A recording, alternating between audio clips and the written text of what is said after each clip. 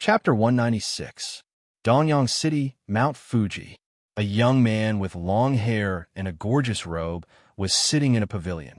He held a katana in his hand and stroked the blade with his fingertips. After a long time, he sighed softly and said, "Good. Make me 1,000 more according to this standard." After that, he threw the katana in his hand to the knife craftsman who was kneeling in front of him. The bladesmith reached out and caught the katana. With a ha, he respectfully left. At this time, an old man sitting next to the young man said, "My lord, have you thoroughly understood Li Onping's information?" The old man had white hair and his eyes were closed when he spoke, giving the impression that he was blind. However, as soon as he spoke, the young man next to him replied respectfully, "Yes, I have read all of it. He is very powerful and is indeed a very good candidate." "Oh, very powerful? Aren't you worried that you can't beat him?" The old man smiled.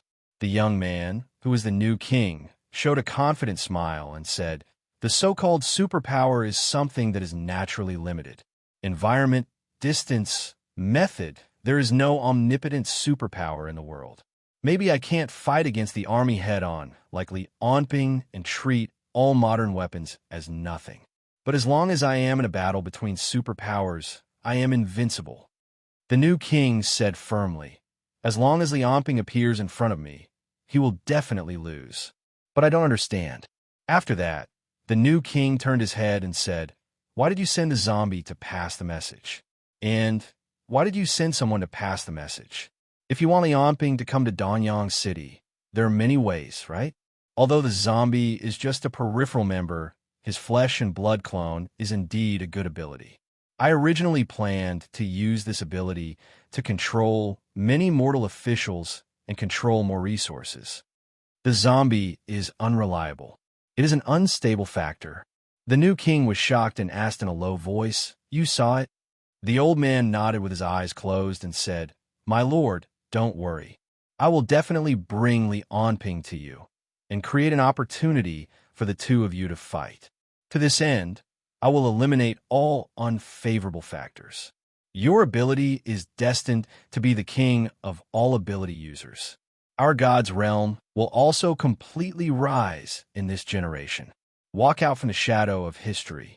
Be it Li Onping, the League of Stars, the Amstel Federation, the Tyrol Federation, or those demons, no one can stop us from rising." At the same time, a special fighter jet was departing from the east coast of Dacia, flying towards the east of the sea. There were foldable propellers on the wings of the plane, allowing it to hover freely in the air. The belly of the plane looked very large, as if it could carry a lot of things. However, other than the pilot, there were only 4 people on the aircraft. Li Onping, dressed in a black combat suit, was resting on a chair with his eyes closed. Opposite him were a cameraman and a cameraman. In addition, there was also a beautiful woman in a business suit who was sitting in front of the mirror and painting her face. She was Lu Ruo, who had interviewed Li Onping on TV some time ago. Because the previous news was too popular, Lu Ruo, who interviewed Li Onping, also became popular. Now that she had the opportunity to follow the team and interview Li Onping again, she couldn't wait any longer. Looking at the deep V-neck she was wearing, it perfectly accentuated the advantages of her upper body. It seemed that she had made up her mind to use this opportunity to add fuel to the fire. While she was putting on makeup, she would occasionally glance at Li Onping, who was resting with his eyes closed. As if she was afraid that Li Onping would notice, she would turn her head away every time she glanced at him. She was also very curious about this man who was now at the center of the storm of public opinion. He had endless wealth, unattainable power, and unfathomable power. No matter which one it was enough to attract girls of any age. Moreover, all of these were added together. It was impossible to say that Lu Ruo had no thoughts about him. Unfortunately, every time she met Li Onping, he had nothing to say except to work. The way he looked at her was like looking at a dead fish. This made Lu Ruo doubt her face and figure. A few minutes later, Lu Ruo finally finished her makeup. Looking at her young and beautiful self in the mirror, she revealed a charming smile.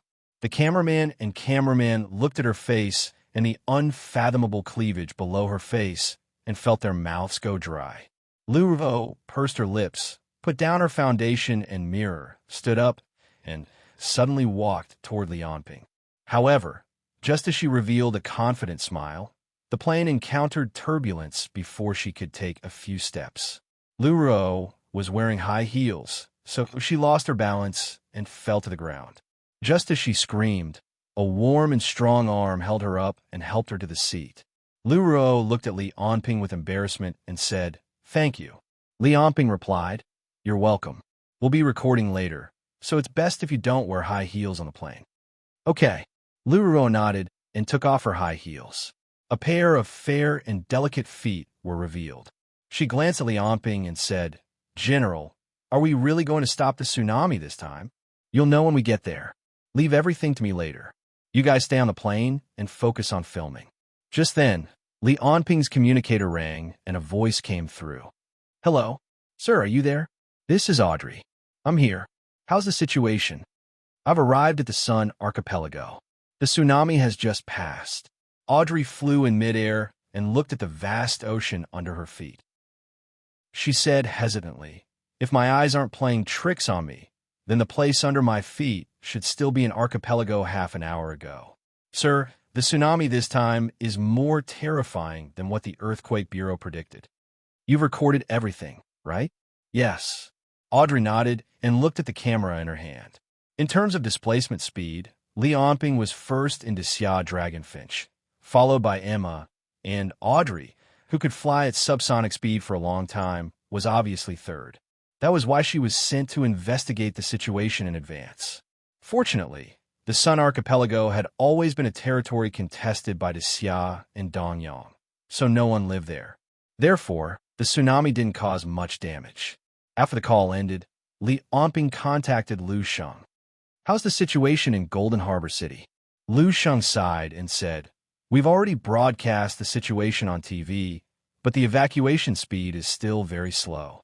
On one hand, there are too many people who want to leave, and on the other hand, there are some citizens who don't want to leave at all. We still have to persuade them." Li Anping said coldly, "There's no time. The tsunami came faster than expected.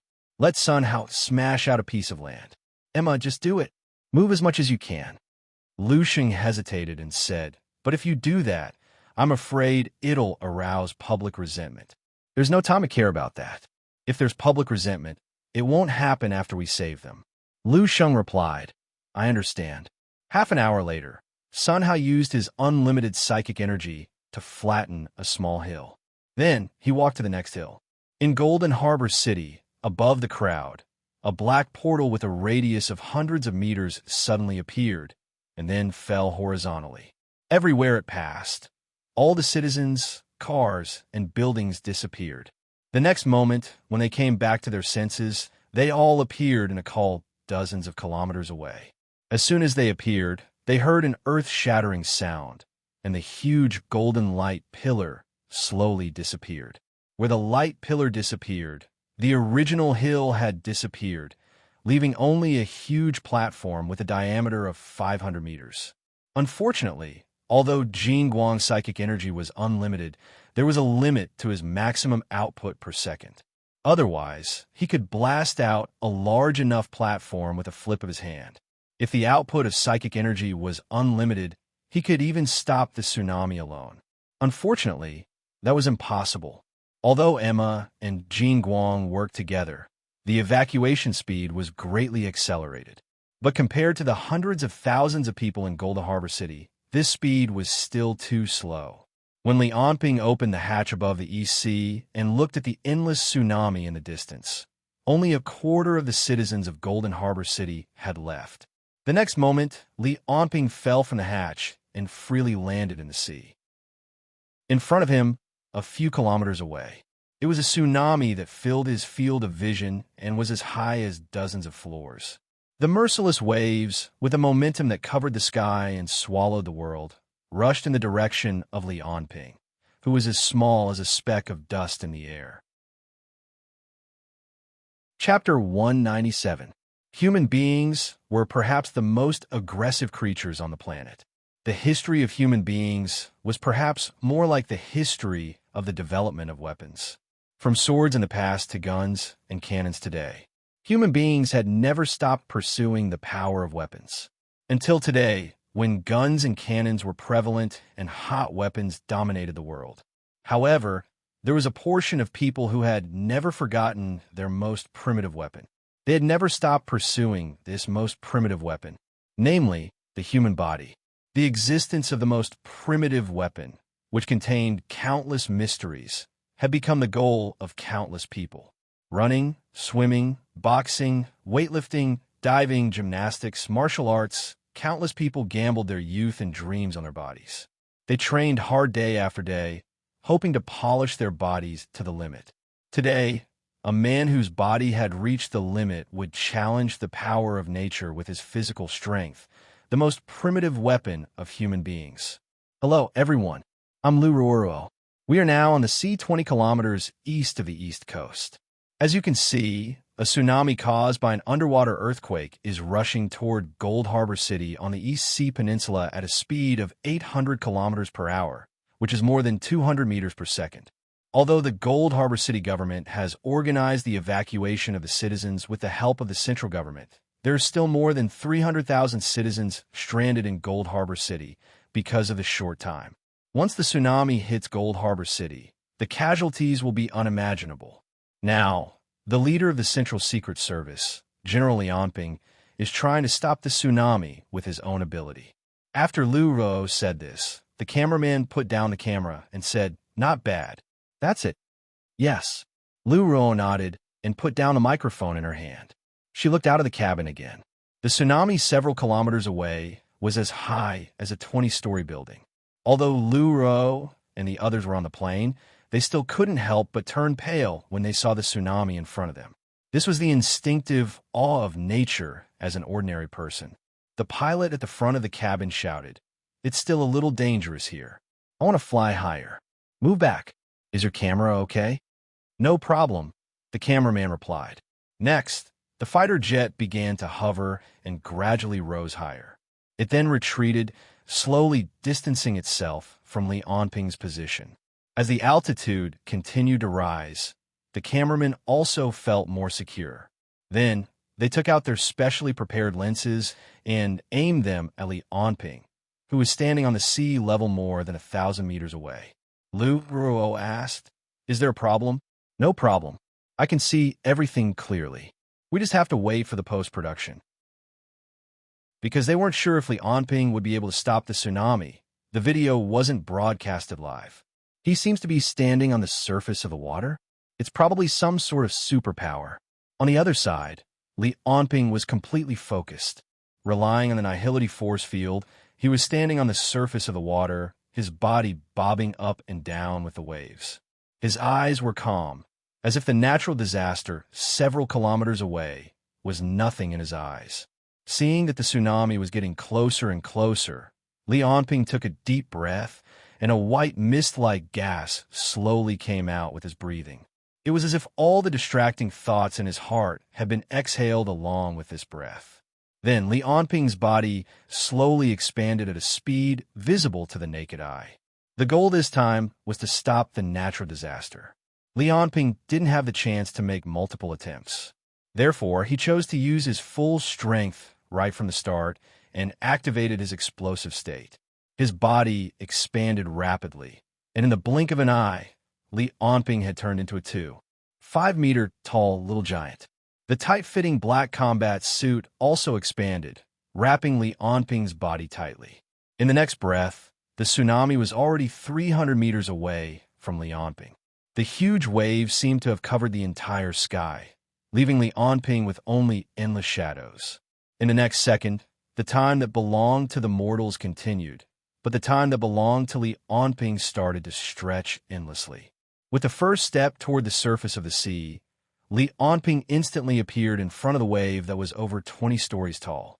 Under the tearing of the air, the combat suit on his upper body was completely torn to shreds. 1 second later, the surface of the sea where he was originally standing would sink down by more than 10 meters due to the reaction force, forming the shape of a bowl. But now, In the instant that time was stretched endlessly, the surface of the water only stirred up some ripples. The wave hovered in midair, and the plane was motionless. Lu Ruo's gaze was still fixed on Li Onping's original position. Everything was in slow motion. The only thing that didn't change was Li Onping. His speed still seemed to be very fast. He was like the god of gods, the king of kings, standing proudly in the sky. His right hand was clenched into a fist, and his 5 fingers were clasped together at his waist. It was as if he was holding the most terrifying and destructive power in the world in his palm. Then, he threw a simple straight punch. With the most primitive and naked violence, he violently blasted toward the wave that was close at hand.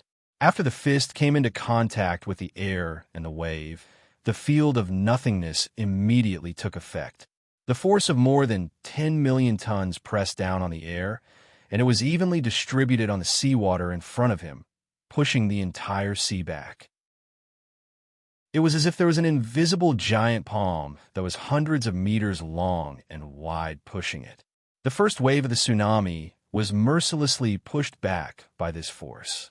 However, even with Li Onping's domineering strength, this punch was enough to destroy the wave in front of him and cause the seawater to flow backward.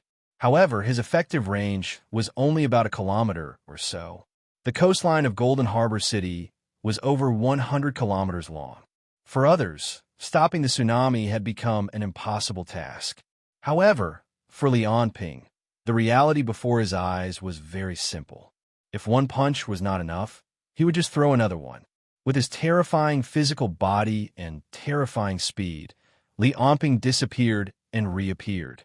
He was already standing on another wave 1 kilometer away. Thus, he threw another earth-shattering punch toward the wave. Then, he disappeared and reappeared again. When the first rumbling sound reached Lu Ruo and the others' ears, they had already lost sight of Li Onping. However, the mark left behind by this punch told everyone that Li Onping was there. The wave that was over 20 meters tall was dispersed. Under the pressure of the terrifying fist force, the seawater flowed in the opposite direction as if it was being pushed by an invisible giant palm, and it flowed backward for over 100 kilometers. The rumbling sound was not just one. Instead, it was as dense as the missiles dropped by a bomber.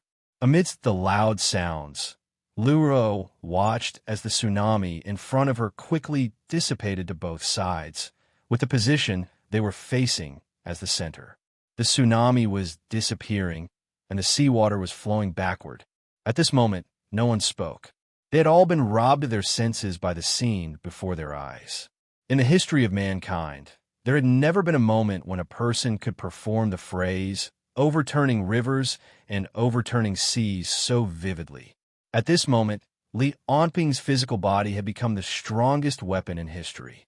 Since ancient times, no ability user on this planet could surpass him in the development of the physical body. Lu Ruo's eyes were wide open, and her mouth was slightly agape. The image of Li Onping standing on the water kept appearing in her mind, and the scene before her kept intersecting with the scene before her eyes. A word, a sentence, kept circling in her mind. God, if there really is a God in this world, perhaps this is it. Chapter 198. Half an hour later, the news of the tsunami swept across the entire eastern continent like a tornado. The tragedy of the Sun Islands in the East China Sea was the first to be revealed. Everyone began to pay attention to the situation on the coastline of Xia. Therefore, the analysis of the tsunami was also reported. People began to understand that the worst hit area of the tsunami was Golden Harbor City. Once the tsunami really arrived, the entire Golden Harbor City would be completely submerged. Now, the government was rushing to help the citizens of Golden Harbor City evacuate. Hundreds of thousands of casualties could be caused, and the material loss was even more difficult to calculate. People were all over the internet who cared about the situation in Golden Harbor City. Many people who had relatives and friends in Golden Harbor City also began to call there. Soon, people learned about the situation in Golden Harbor City. People with superpowers were helping them evacuate. All kinds of positive news about superpowers were also reported at the same time. This was all arranged by Lu Feng. In the face of a natural disaster, people who were originally skeptical of superpowers and even rejected them began to waver. However, diehards like Tian Haowen were still jumping up and down, secretly slandering them. For these people with superpowers, this is just a matter of waving their hands. They were born with superpowers, and this is what they should do. But they shouldn't have a special status because of this. Our society doesn't need a god. Absolute power will only lead to absolute corruption. Although the public had different opinions about Tian Haowen, there were some people who calmly and rationally thought that Tian Haowen's words made sense. But then, the video of Li Onping destroying the tsunami quietly appeared in the mainstream media. In the sewers of Xia Tianjing, after hundreds of years of construction, the complex structure made even the most experienced engineer of the Urban Construction Bureau get lost with the entire underground structure map of Tianjing. But in the depths of the complex sewers, there was a secret base set up here. The base wasn't large and was located in an abandoned pipe. The walls were all covered with sharp, soundproof materials. The walls of the enclosure were covered with special vacuum glass.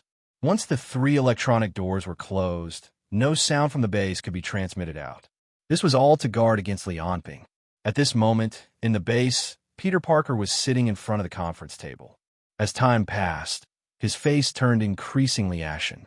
Finally, 10 minutes later, he turned on his computer, logged into a messaging app, and clicked on one of his friends.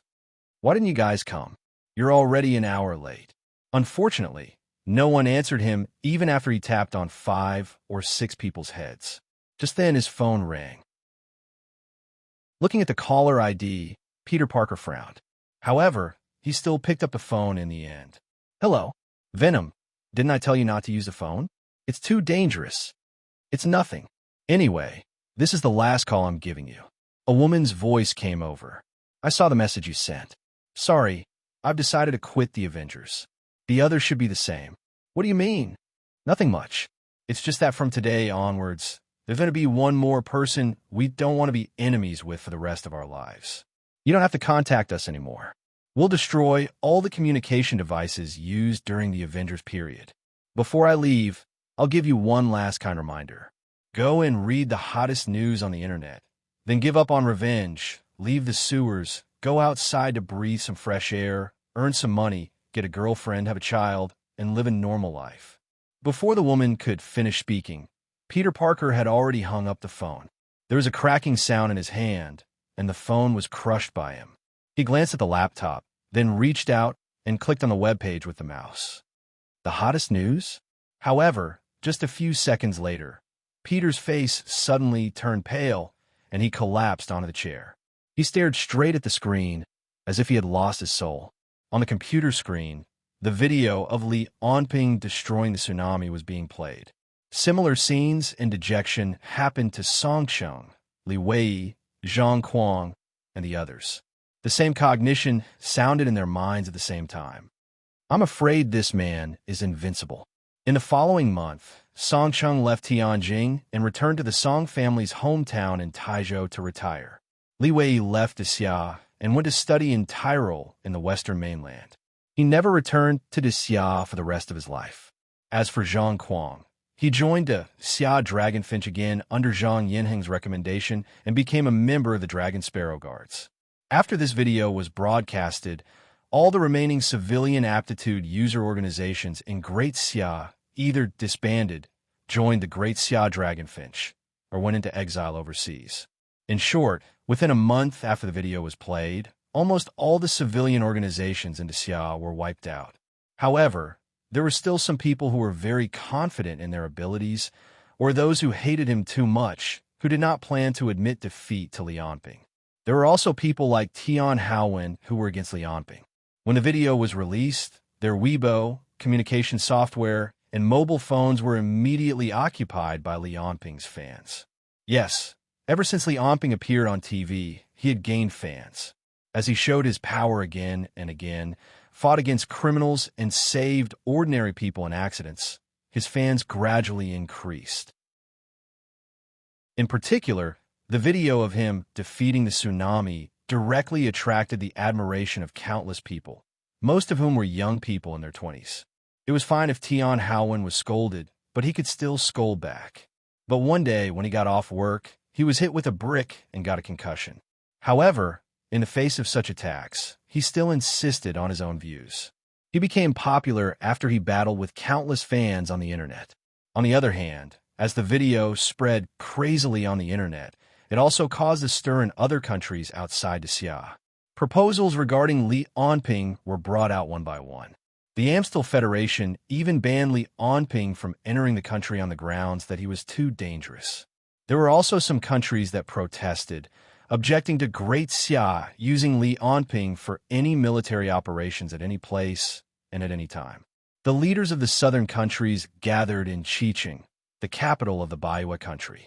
The quarrel between the conservatives and the diehards destroyed 3 or 4 streets, but there was still no useful result. On the other hand, Danyang strongly condemned the Great Xia for only caring about themselves and not stopping the tsunami that was attacking them, resulting in tens of thousands of casualties. Li Onping's attack even caused a second tsunami in the opposite direction, which affected them. For this reason, they raised the concern that Li Onping would abuse his power in the future by creating tsunamis to attack other coastal countries. In the ice fortress in the north, the granddaughter of Ivan II, who had the title of Snow Beauty in the north and was recognized as the next empress of the ice fortress, Saint Princess Claudia, had already boarded the plane to the south. There was only one purpose for Ivan II to give her this time. She wanted to get close to Li Onping at all costs and win over Li Onping to protect the royal family's rule in the north. It would be best if she could make Li Onping fall in love with her. Danyang, on top of Mount Fuji, the new emperor was swinging his sword under a cherry blossom tree. Every time he swung his sword, he had to prepare for 1 or 2 minutes. He just stood there, motionless with his sword in hand. It was not until 1 or 2 minutes later that he would yell and swing his sword at the empty space in front of him. It was either a chop or a chop. There was no fixed pattern. Every time he swung his sword, he did not use any chi or any other ability. He was just swinging his sword like an ordinary person. But the strange thing was that every time he swung his sword, there would be a buzzing sound, as if the sword itself was humming. The new emperor would practice his sword for 4 hours every day, starting when he was 8 years old. Day after day, he had been doing this for 20 years. Every time this happened, all the servants knew that they must not disturb the new emperor at this time. Otherwise, they would have to face the wrath of thunder. They would be lucky if their hands and feet were broken. But even under such circumstances, a young servant still ran towards a cherry blossom tree. He panted and said, "My lord, something happened. Go and watch Li Onping's video." Before he finished his words, the new emperor turned around and swung his sword across the air. It was like a flash of lightning across the sky. An earth-shattering, murderous aura swept toward the servant. A sharp feeling came from the bright blade, as if it would stab someone just by looking at the blade. And with the explosion of the new emperor's blade, there was a ghostly howl coming from the blade. Along with the strong wind, the cherry blossoms on the ground were blown off. But the most terrifying thing was the murderous intent in this blade. The blade intent, along with the strong wind rolled up by the blade, rushed toward the servant. The cold feeling was like a gust of wind from the underworld, blowing on the servant's heart. The blade swung down across the air. Just the momentum alone was enough to scare people out of their wits and steal their minds. After 20 years of cultivation, the new emperor's blade realm had obviously reached an incredible level, turning something rotten into something magical. The young servant was also stunned when he saw this blade. Only the psychic energy in his body was released instinctively. He was actually an ability user. But facing this blade, even though he was an ability user, he still lost the will to resist. So the servant was like a lamb waiting to be slaughtered, quietly watching the blade fall. Fortunately, the new emperor did not use his full strength. Otherwise, this blade would be enough to scare the servant into an idiot. After one move, the new emperor turned back and continued to practice his sword. At the same time, his voice sounded faintly. "Go back and receive 30 lashes for disturbing my studies." No matter what happened, Wait until I finish my studies for today. Don't let anyone disturb me again." It was only then that the servant reacted and swallowed his saliva. Just the swing of the blade was enough to steal his mind. The new emperor's strength was completely beyond his imagination. At this moment, he did not dare to say anything more. After hesitating for a moment, he could only turn around and go back the way he came. But his eyes were still filled with worry. The new emperor's strength is indeed very strong. Just by using the sword, he can defeat most ability users in the divine realm. But with Li Onping's strength, he was clearly not human. I wonder what the new emperor's ability is, and if he can really defeat his opponent. Chapter 199. The fighter jet flew across the sea toward a military base. Only Lu Ruo, the cameraman, and the pilot were in the cabin. After Li Onping defeated the tsunami, he did not return to the fighter jet. It took him a total of 3 minutes to defeat the tsunami. In those 3 minutes, he flew along the coastline for 100 kilometers and repelled all the incoming waves. Every punch caused the seawater to flow backward for hundreds of kilometers, making a natural disaster disappear. Although it only took him 3 minutes, this battle was much more tiring for Li Onping than all the previous battles combined. Just by punching and flying, the amount of energy he had consumed was probably equivalent to the energy of dozens of nuclear bombs. Even Li Onping had to stop and rest for a while. His bones were slightly fractured, and his blood vessels were beginning to rupture. His heart, brain, muscles, and nerves were more or less injured under such high-intensity operations. Li Onping stood on the beach. Every time he breathed, hundreds of souls were consumed to recover his strength and heal his injuries. If it were not for the fact that he could harvest thousands of souls through the clones every day, his body would have collapsed halfway.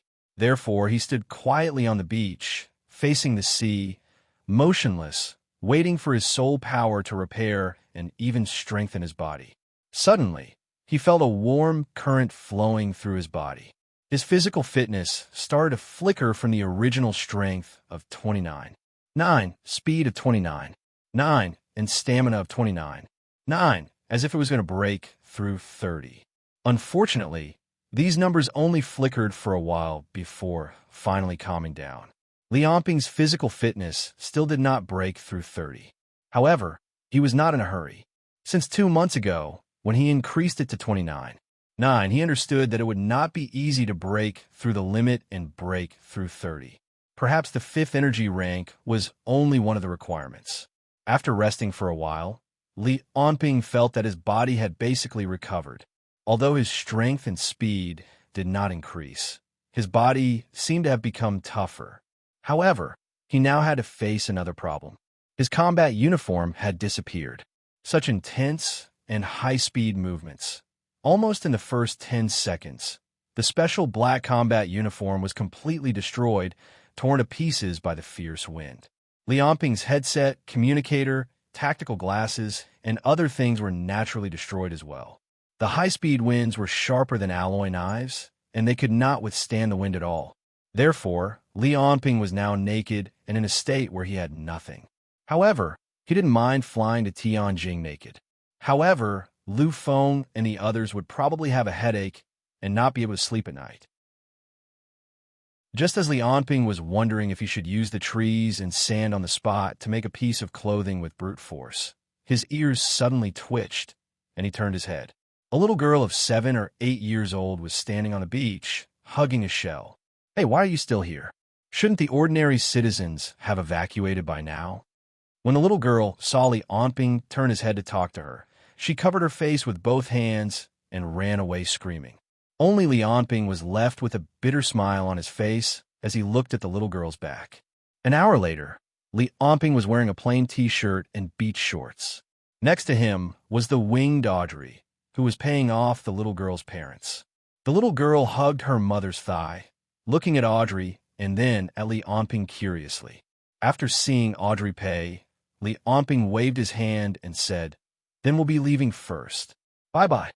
After saying that, there was an explosion, and he charged into the sky. Audrey also waved her hand and flapped her wings hard. After setting off a gust of wind, she soared into the sky and chased after Lianping.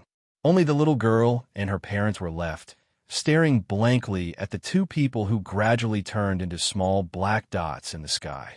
Because Lianping's clothes were made of ordinary materials, he did not dare to fly too fast, nor did he fly at the speed of sound. He was afraid that if he flew a little faster, his clothes would be torn apart. Because they did not fly very fast or at a high altitude, the two of them could still talk in midair. Lianping asked, "Why didn't they evacuate?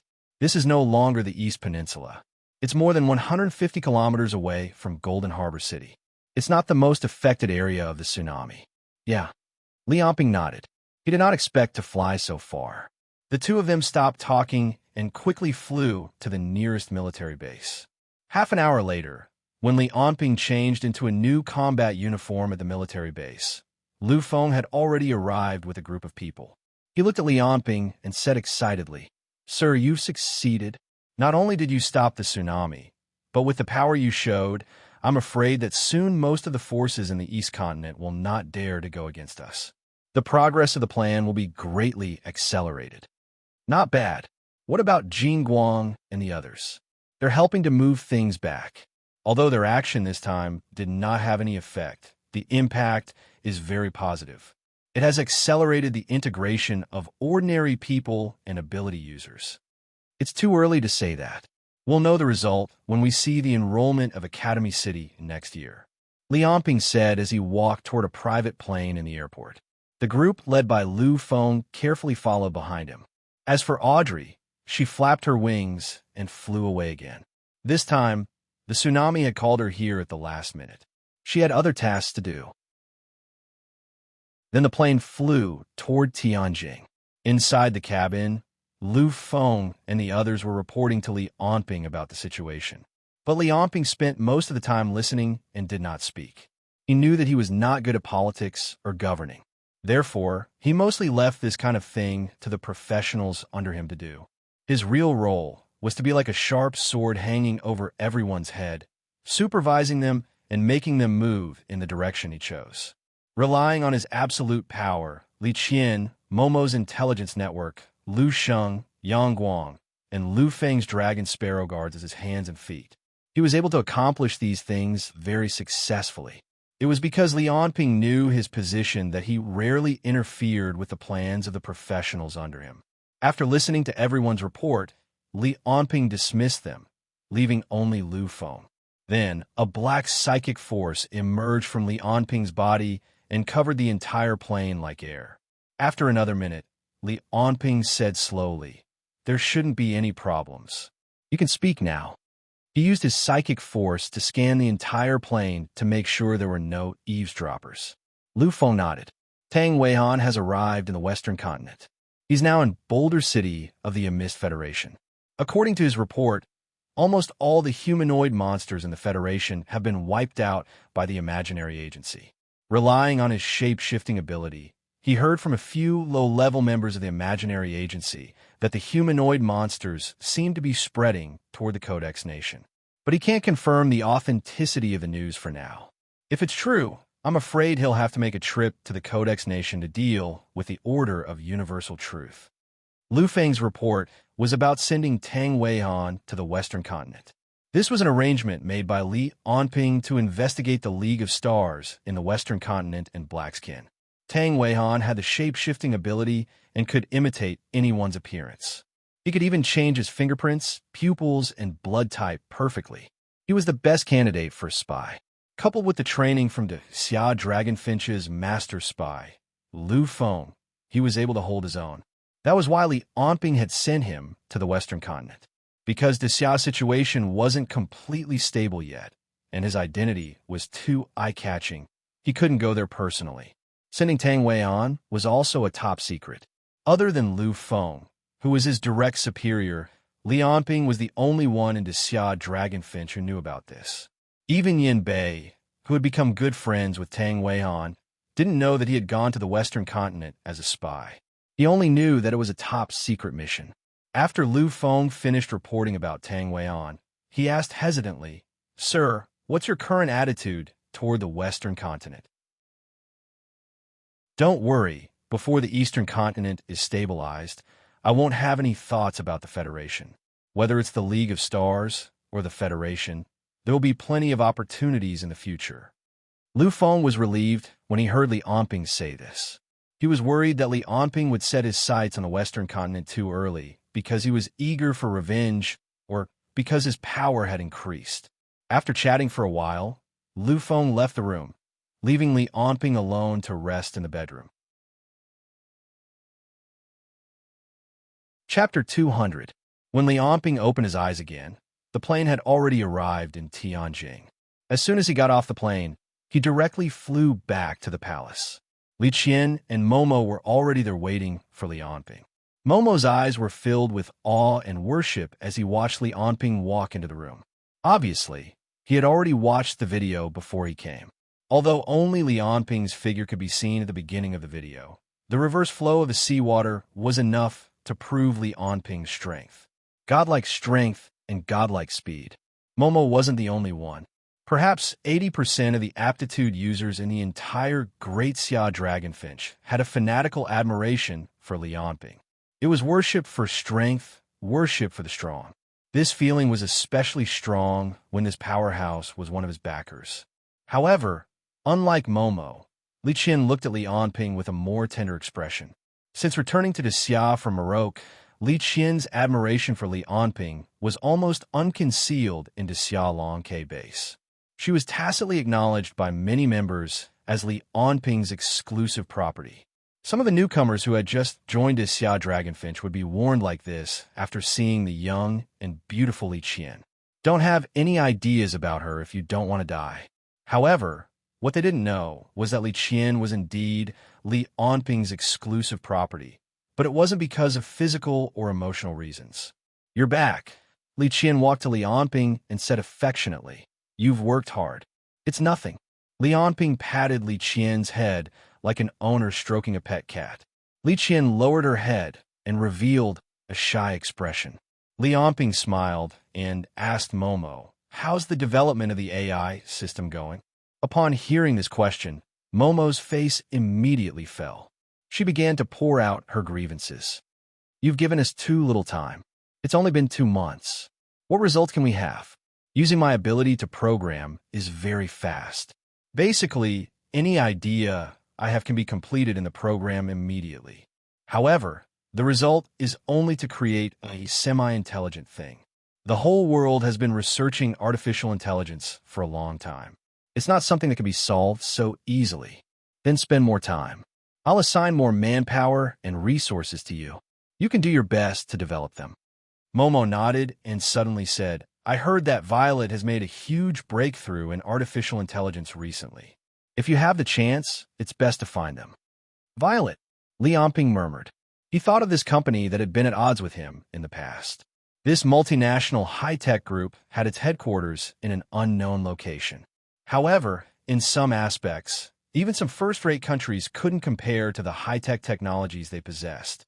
However, Li Onping didn't have the time to deal with them. In the past few months, after Li Onping took over the 9 royal families, he had complete control over Xia's government. With the help of hundreds of espers, Li Qian, and the information provided by the intelligence department. In the past few months, Xia's government had undergone several major changes. The Xia Dragonfinch was like a monster chasing after them, constantly monitoring the officials of Xia. Once they found a problem, they would be taken away and executed in secret. Because of the pressure, many officials couldn't stand the pressure and resigned.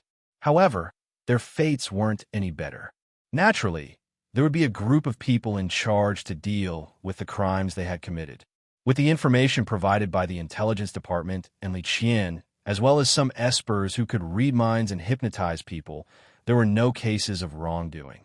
In fact, in the past, even without Li Onping, this could have been done.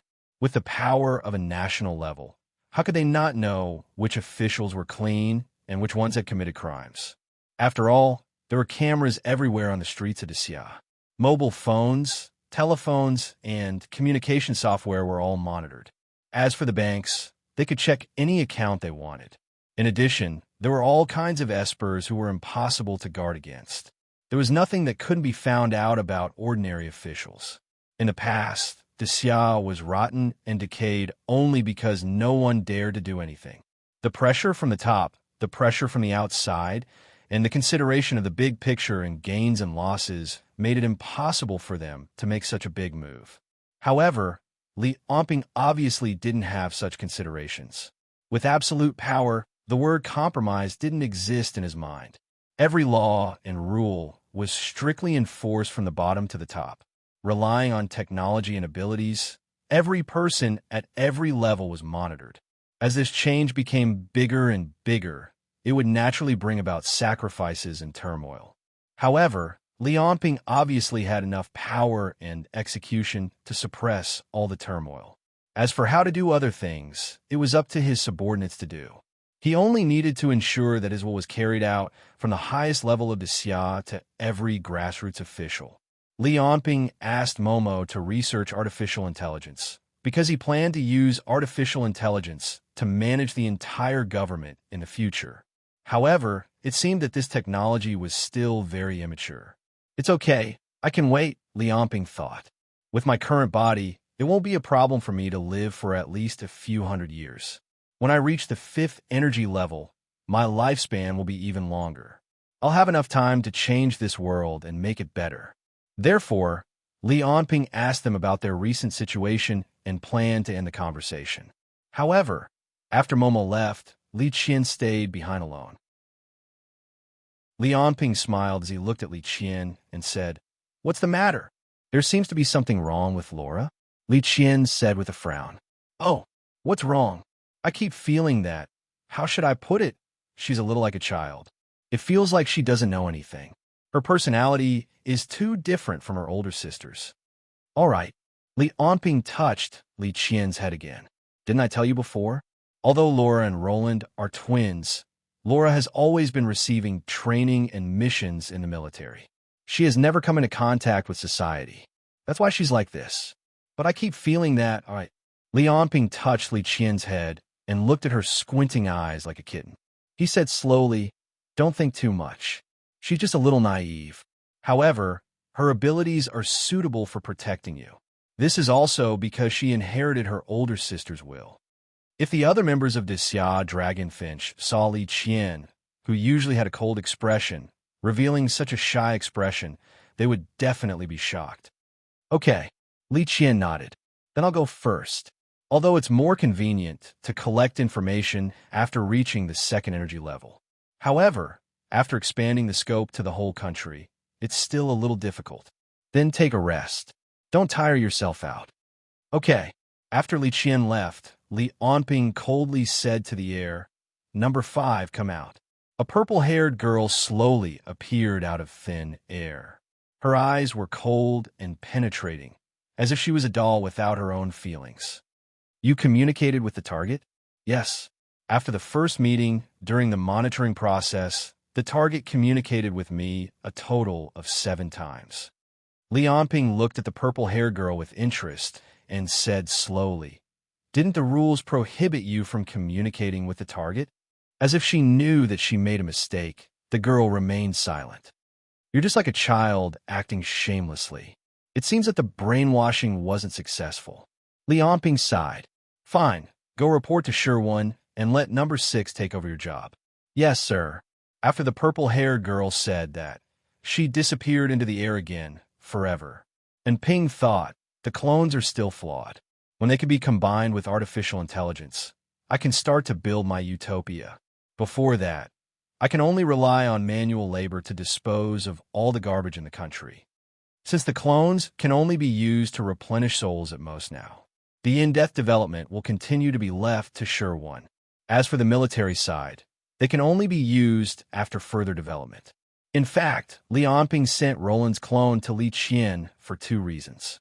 One was to monitor her, and the other was to see how the 8th Research Institute's brainwashing of the clones was going to be used for military purposes. After all, when he was around, nobody could attack Li Qian in Tianjing City under his nose. When he wasn't around, Li Qian would only stay in the Xia Dragonfinch's base. Unless the attacker was a level 5 ability user, she would be very safe there.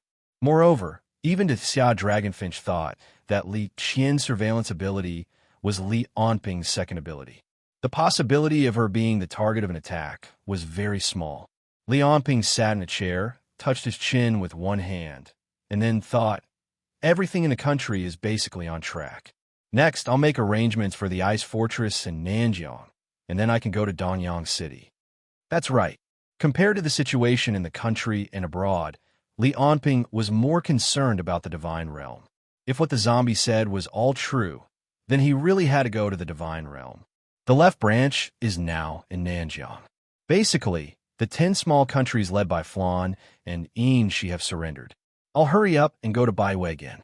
After the Baiwei royal family is defeated, the 18 countries in Nanjiang will basically have no problems.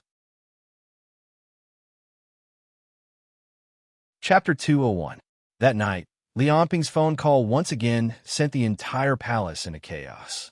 All kinds of private plane arrangements, the selection of entourage, the confirmation of the itinerary, the contact with the Baiwei country, and so on.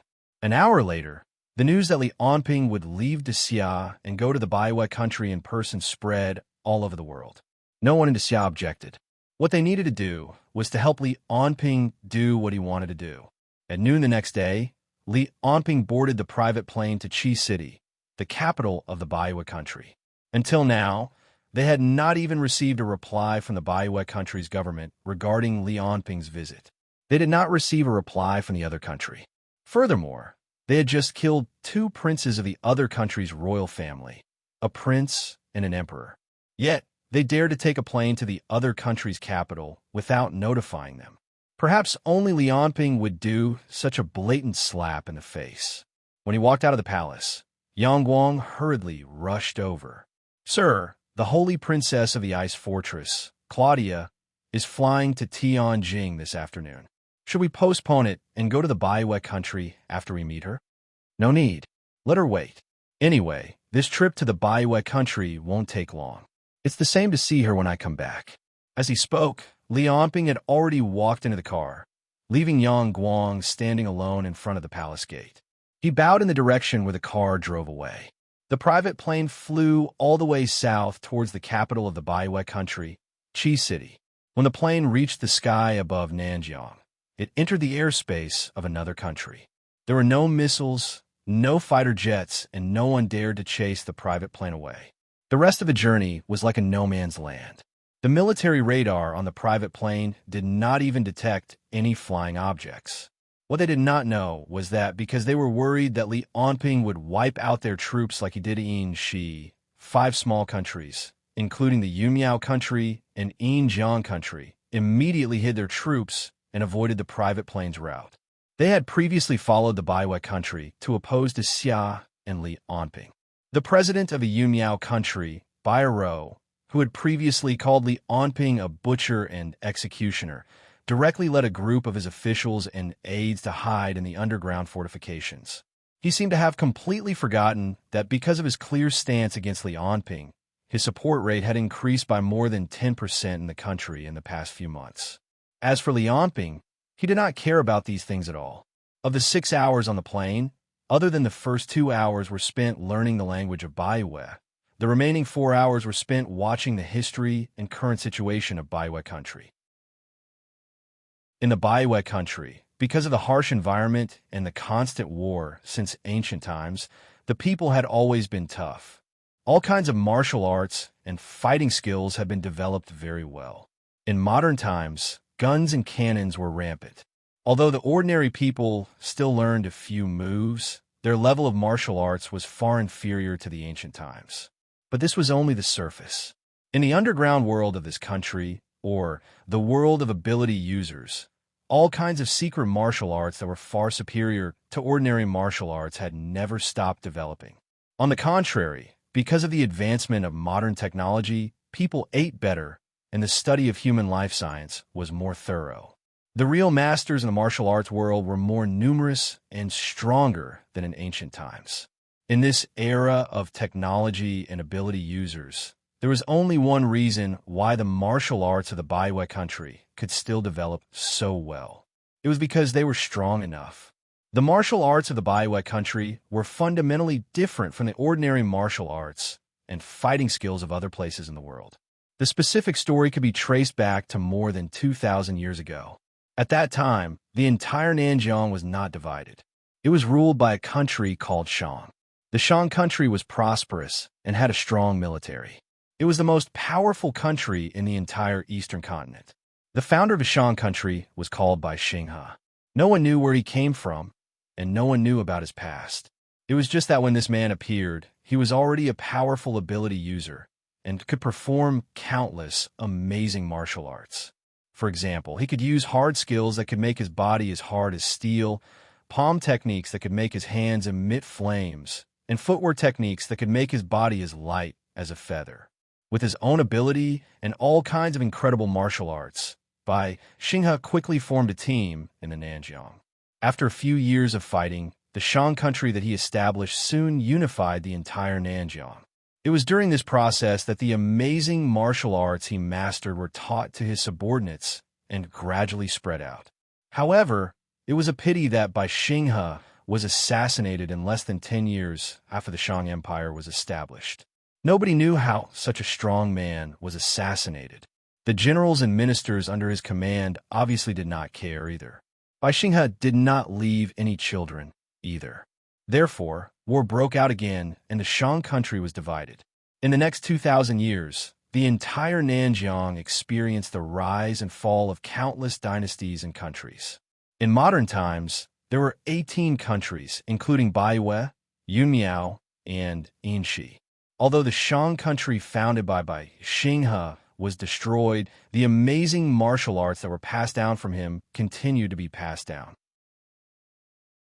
It was even considered that each generation was stronger than the previous one. However, although a small part of the martial arts in the Nanjiang was often spread to other countries, the real essence had always been preserved in this land, especially the Baiwei country, whose Qi city was located at the center of the Shang country 2,000 years ago. It was said that the royal family of the Baiwei country obtained a secret treasure of the Shang country and gradually developed. The legend could not be verified, but the Baiwei country was now the most powerful country in martial arts among the 18 countries. This was indeed a well-deserved reputation. However, in modern times, these secret martial arts from more than 2,000 years ago had a new name. They were divided into the ancient series of the 6 major series. The so-called ancient series ability referred to the extraordinary power obtained by cultivating these secret martial arts. However, ever since the mobile Calamity Demir Tanner was the first to reach the 5th level 50 years ago, there were also people who reached the 5th level in the other 4 abilities besides the domain ability. However, it was only pure ancient ability users. Until now, there had not been a single person who had reached the 5th level.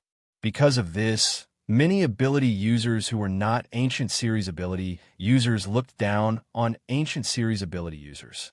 They believed that it was absolutely impossible for ancient series ability users to reach the 5th energy level. In addition, the cultivation of ancient series ability had very high requirements for talent, qualifications, and hard work. It was very strict. Therefore, although the ancient series ability of the Baiwei country was very prosperous and had more experts than any other era in history. However, the bloodline ability users of the royal family of the Baiwei country were cultivating ancient series abilities less and less. After all, the royal family had very powerful bloodline abilities to begin with. It would take a lot of time for them to train and improve their bloodline abilities.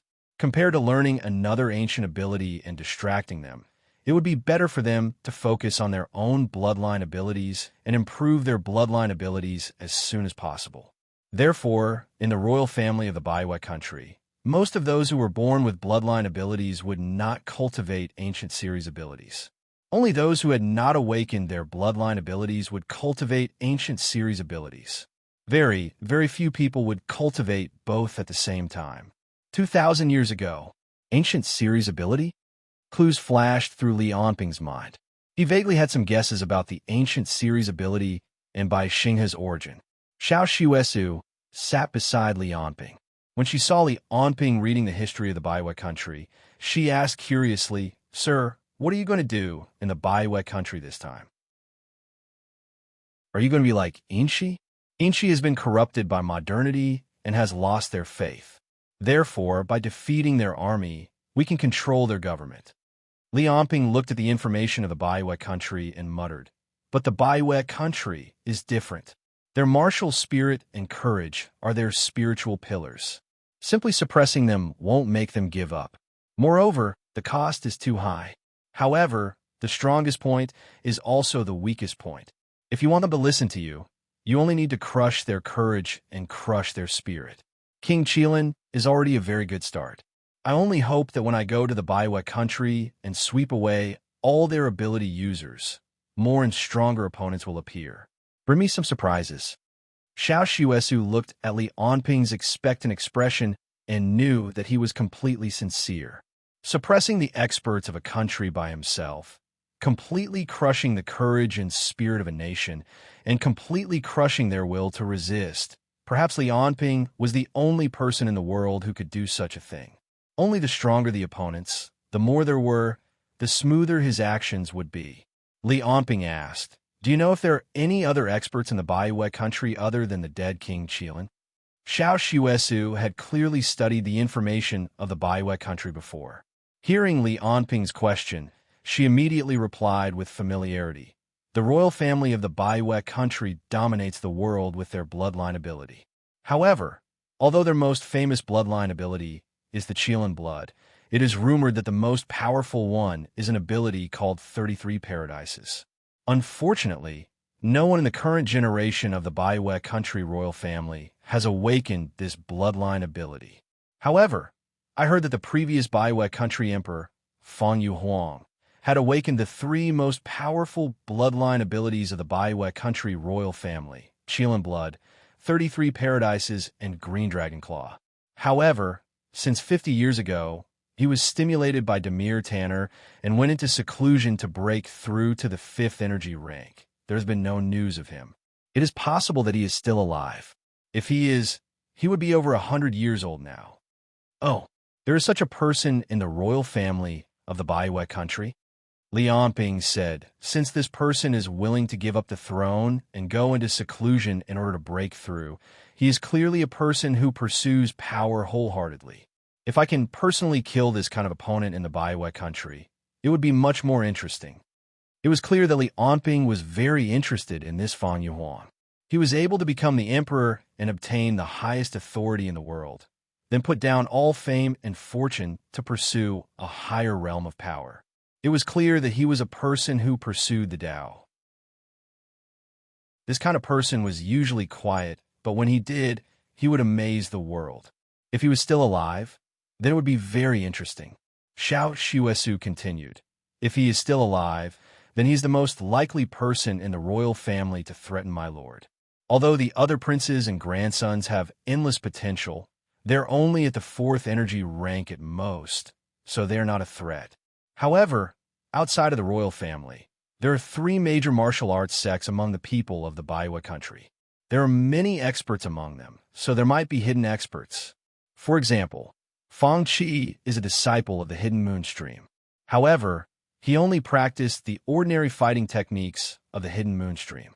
He did not learn any secret martial arts or cultivate ancient abilities.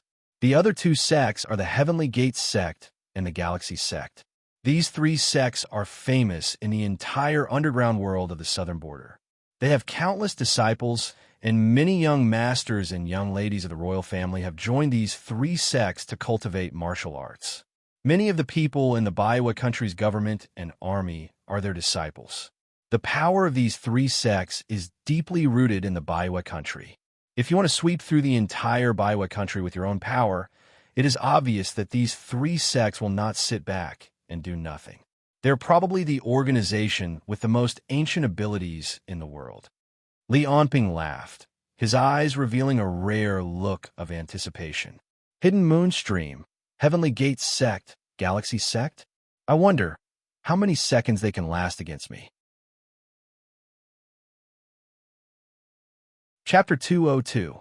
When Li Onping's private plane arrived in the airspace of the Baiwet Kingdom, A debate about Li Onping was about to erupt in the Baiwei Kingdom's royal family. In the imperial ancestral temple, a group of young people wearing white headscarves and plain clothes were offering incense to the past emperors of the Baiwei Kingdom. The man in the lead, who looked like he was in his 30s, was kneeling in front of the portrait of the previous emperor, the Qilin King. He was the eldest son of the Qilin King and the current crown prince of the Baiwei Kingdom, Feng Lai. Father, I have been unfilial. After so long, I have not been able to avenge you. This time, I will not allow Li Onping to trample on our dignity, even if my body is smashed to pieces and I am left with my last drop of blood. Then, Feng Lai stood up and turned around to look behind him. There were dozens of people standing behind him, all of them wearing white headscarves and white mourning clothes. Waves of ferocious, murderous aura emanated from this group of people. They were all elites of the Baiwei Kingdom's royal family and superpower warriors who had gone through hundreds of battles. However, at that moment, they were standing in the imperial ancestral temple. Apart from the killing intent on their bodies, their eyes were also filled with a will to face death with equanimity. They knew that their opponent this time was so powerful that it made them despair. Even so, the spirit of the Baiwei Kingdom was still there. As long as they were still breathing, they would not allow their sworn enemy to provoke them wantonly in their own country. Feng Lai looked at everyone's expression and said word by word, "Everyone, I don't need to say more about how powerful our opponent is. However, our nation's spirit will never be crushed. Our blood will inspire millions of our people to fight to the end. We will never surrender." Feng Lai's speech made everyone in the hall feel impassioned and their blood boil. Suddenly, another prince walked in and shouted at Feng Lai, "Big brother, Master Guchuan of the Hidden Moonstream, Master Qinjian of the Heavenly Gate, and Master Xin Yu of the Galaxy Sect have all brought people here." "All right." Feng Lai nodded his head fiercely. "This challenge from Li Onping concerns the rise and fall of our country and our entire nation. We might die at his hands, or we might not even be able to hurt Li Onping. However, the spirit of the Baiwei Kingdom will not die. After us, millions of people will stand up and fight against the Xia and Li Onping's oppression. Let's go." Then, a group of people roared as they walked out of the imperial ancestral temple. Psyche Chi gushed out of their bodies, burning like a raging fire, because at this moment, their spirits were unprecedentedly united and resonated. After everyone's chi of will emerged from their bodies, they actually connected into one. It was as if it had transformed into an invisible flame that soared into the sky, as if it wanted to break through the clouds in the sky. At this moment, everyone in the team was unafraid of death and had the will to die for a righteous cause. However, there was to be stopped, was to Imperial Ancestral Temple, was to the Crowness. The woman in the lead wore a crown on her head and was dressed in luxurious clothes. The delicate skin on her face seemed to be able to seep through. This young woman, who seemed to be in her 20s, was the current empress of the Baiwei Kingdom, King Qilin's wife, Yelu Mengxiang. Her real age was over 30, but it was impossible to tell from her appearance. It was obvious that she had used countless methods to take care of her appearance. At this moment, this seemingly weak girl was standing in front of Feng Lai and the others. In front of this weak girl who looked like she could be blown away by a gentle breeze, Feng Lai and the others had no choice but to stop in their tracks. "Mother, why are you here?" Feng Lai looked at the empress and couldn't help but frown. "Where are you going?" Yelu Mengxiang looked at Feng Lai and the others with an ashen face. Although she was an ability user, she had been in charge of the harem for more than 10 years. She had accumulated power for a long time. Ordinary members of the royal family didn't dare to go against her. Feng Lai frowned and said, "Mother, you don't have to worry about this. I don't care. If I don't care, am I going to send you to your deaths?" Yelu Mengxiang said angrily. "Haven't you seen Li Onping's methods? Right now, his power is unstoppable. The only thing we can do is to endure. When he comes to Baiwei, we will treat him as an ordinary visitor and receive him. We can't be angered by his provocation." "Mother, do you know what you're saying?" Feng Lai said with red eyes. "Li Onping, this devil, killed father, uncle, and Xilang. He and our Baiwe have an irreconcilable enmity. Such a person has come to our country, and you want us to swallow our anger and receive him? What will the people in the family think? What will the ordinary people think? What will they think? Millions of young people in Baiwe will lose their backbone and never be able to stand up again. Then continue to endure. Endure until Lianping dies. Endure until this era is over. Yalu Mengxiang said, "Do you still not understand? Lianping came out of nowhere and dominated the world. He is already unstoppable. We have already lost in this era. The only thing we can do is to preserve the fire and leave a glimmer of hope for future generations. Do you know why your father didn't want to pass the throne to you and chose Xilang? It's because you're too impulsive." When Yalu Mengxiang said this, Fong Lai and the others immediately changed color. Even if she was the empress, it couldn't stop their anger.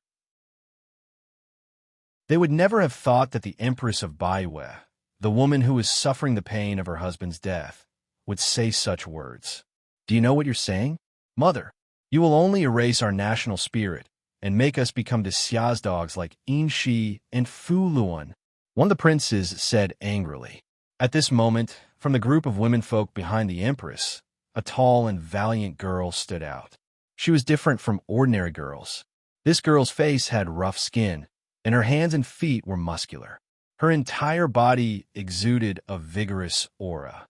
Standing next to Yalu Mengxiang, they were simply two extremes. She was a grand princess of Baiwe royal family, Fong Yuelin.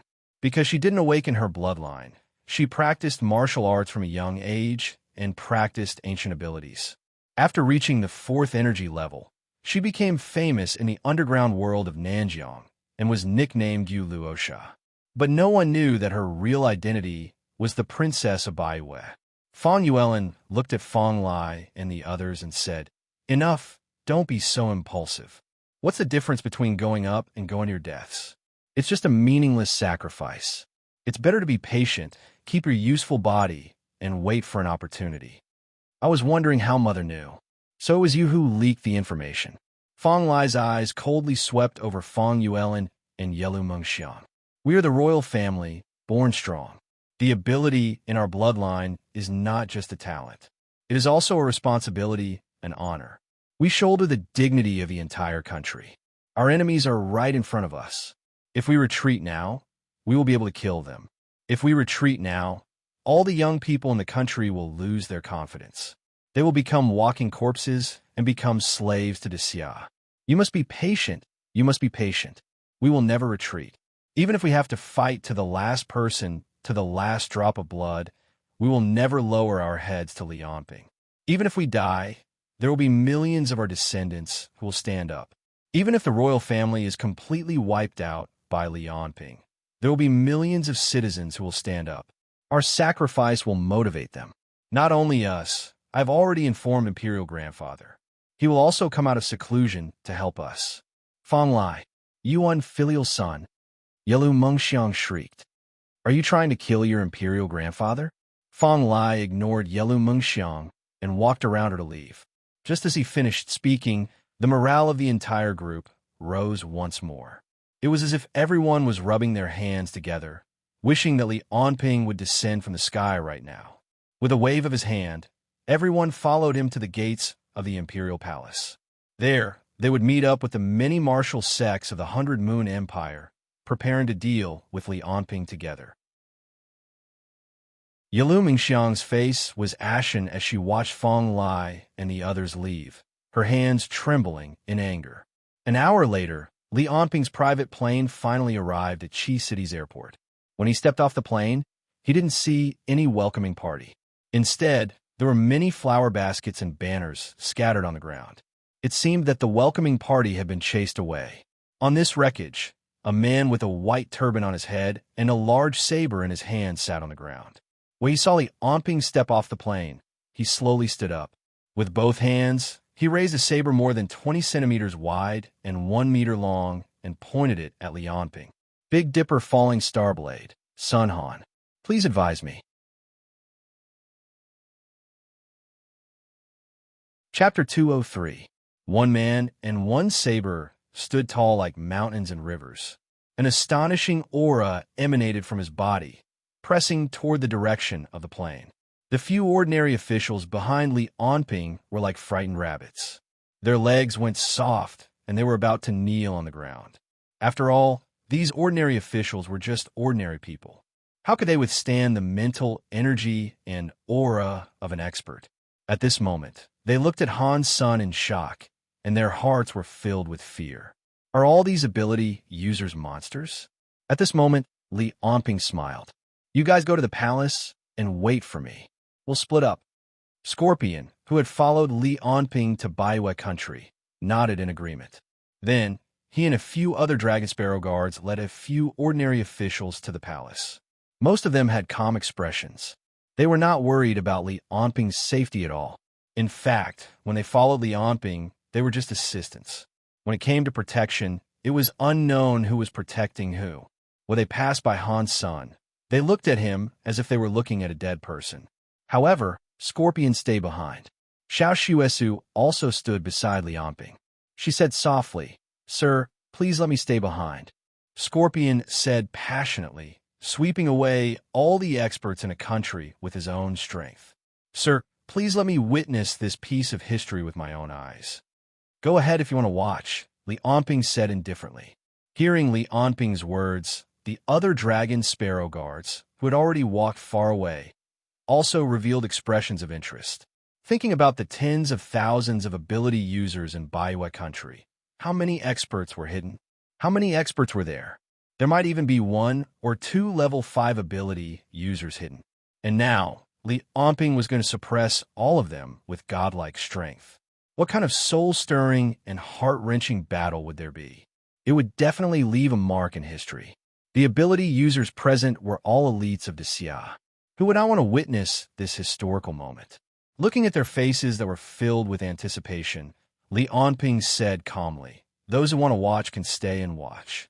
The rest can go straight to the palace." Whoosh, whoosh, whoosh. All of the Dragon Sparrow guards remained behind. Only the ordinary civil officials left behind decided to quickly leave these monsters and go to the palace. Seeing this, Scorpion frowned. In this case, the safety of the civil officials can't be guaranteed. At this moment, Hansen, who had been silent all this while, said, "After leaving the airport, there's a special car to pick up ordinary people." Li Onping smiled and said in Baiwa language, "What if I also want to go?" Wong. The giant saber in Hansen's hand emitted a soft cry, as if it was excited for the upcoming battle. "Of course, you have to get past me first. If you can get past me, there will naturally be others waiting for you. If you want to go to the Imperial Palace, you'll have to go through all the difficulties along the way and step over our dead bodies." "Interesting. I'll play with you." Clearly, the experts of the Baiwa country were only in charge of intercepting Li Onping. As for the rest of the entourage, they let them go. Li Onping's gaze fell on Hansen's hands. "Big Dipper Falling Starblade? Your movements look a little familiar." Big Dipper Falling Starblade is a martial art passed down from generation to generation. Xiao Shuisu, who was at the side, explained, "Every generation's master will choose 2 disciples. When they are 25 years old, the winner will be able to obtain the true inheritance of the Big Dipper Falling Starblade. As for the loser, his martial arts will be crippled and he will be expelled from the sect." "Sir, you find it familiar because you once killed another disciple of the Big Dipper Falling Starblade with your bare hands in Tianjing, Zue Bushio of the One Breath sect." Clearly, after Hansen won the inheritance of the Big Dipper Falling Starblade, he did not cripple his opponent's martial arts. It seemed that in order to get Li Onping's appreciation, Xiao Shuesu had done her homework before coming to the Baiwa country. In just a few words, she clearly explained the tradition of the Big Dipper Falling Starblade and the connection between her and Li Onping. Hansen, who was opposite him, also nodded and said lightly, "Yes, Zhe Bushio is indeed my junior brother. However, personal grudges are only secondary to my actions this time. Today, it is a collision between 2 nations. Please feel the spirit of our Baiwa country's martial arts." After Hansen finished speaking these words in the language of the Baiwa country, his entire aura changed. His spirit seemed to have been sublimated again. Even the qi that came out of his body became more condensed. Li Onping listened to Hansen's words and slowly walked up. Xiao Shuisu, who was behind him, was translating Hansen's words for Scorpion and the others in a low voice. I can easily see through your strength. I can crush your life with a move of my finger. Li Onping said expressionlessly. Therefore, your martial arts spirit is meaningless to me. After saying this, Li Onping raised his leg and turned into a faint shadow, floating toward Hansen. To Li Onping, it was just a warm-up. However, in the eyes of others, his body could no longer be seen clearly. Therefore, when Li Onping finished speaking, Hansen's eyes spewed out endless anger. However, when Li Onping made his move, his expression instantly turned incomparably calm. This was the so-called instinct. After tens of thousands, hundreds of thousands, or millions of times of cultivation, it had already been deeply ingrained in his bones. It guaranteed that no matter what kind of situation Hansen was facing, no matter how angry he was in his heart, the moment he brandished his blade, his heart would abandon everything and sink into 100%. When Hansen brandished his blade and slashed at Li Onping's shadow that was charging over, the blade released thousands of starlight, as if it was carrying a Milky Way, wanting to cut through the void. The Big Dipper Falling Star Blade was a secret martial art that absorbed starlight and sealed it on the blade. With Hansen's strength that had reached the 4th energy rank, the starlight on his blade could not only help him improve his physique, but when he brandished his blade, it could also release all kinds of powerful radiation. It could be cold, hot, corrosive, or penetrative, destroying his opponent. Hansen had even once chopped a tank and its people into pieces with a single slash. He had become the idol of countless young people in the 100 Moon Country. However, just as his blade was about to slash Li Onping's body that was charging over, a finger gently pressed against the blade. The entire blade suddenly stopped. The huge rebounding force shook Hansen's arms until they were extremely sore and numb. He almost let go of the blade's handle. Then, Li Onping's voice rang in his ears. Back then, when Zue Bushio attacked me with his sword, I also used my finger to block it. In my opinion, there is no fundamental difference between the strength of the two of you. The Big Dipper Falling Star Blade is only SOSO. In the next moment, Hansen's vision was covered by blood. The last thing he saw was a flash under Li Onping's foot, and a huge force came over him. He had already fainted. His entire body had been sent flying by this kick. The huge force had shattered his upper chest. Blood sprayed out like a rain of blood. How powerful was Li Onping's strength? It would not be an exaggeration to say that Mount Tai was pressing down on him. Even if it was a building in front of him, it would probably collapse, let alone a person. Hansen's body flew more than 100 meters before it fell to the ground. However, it was like a broken ball, rolling and sliding nonstop.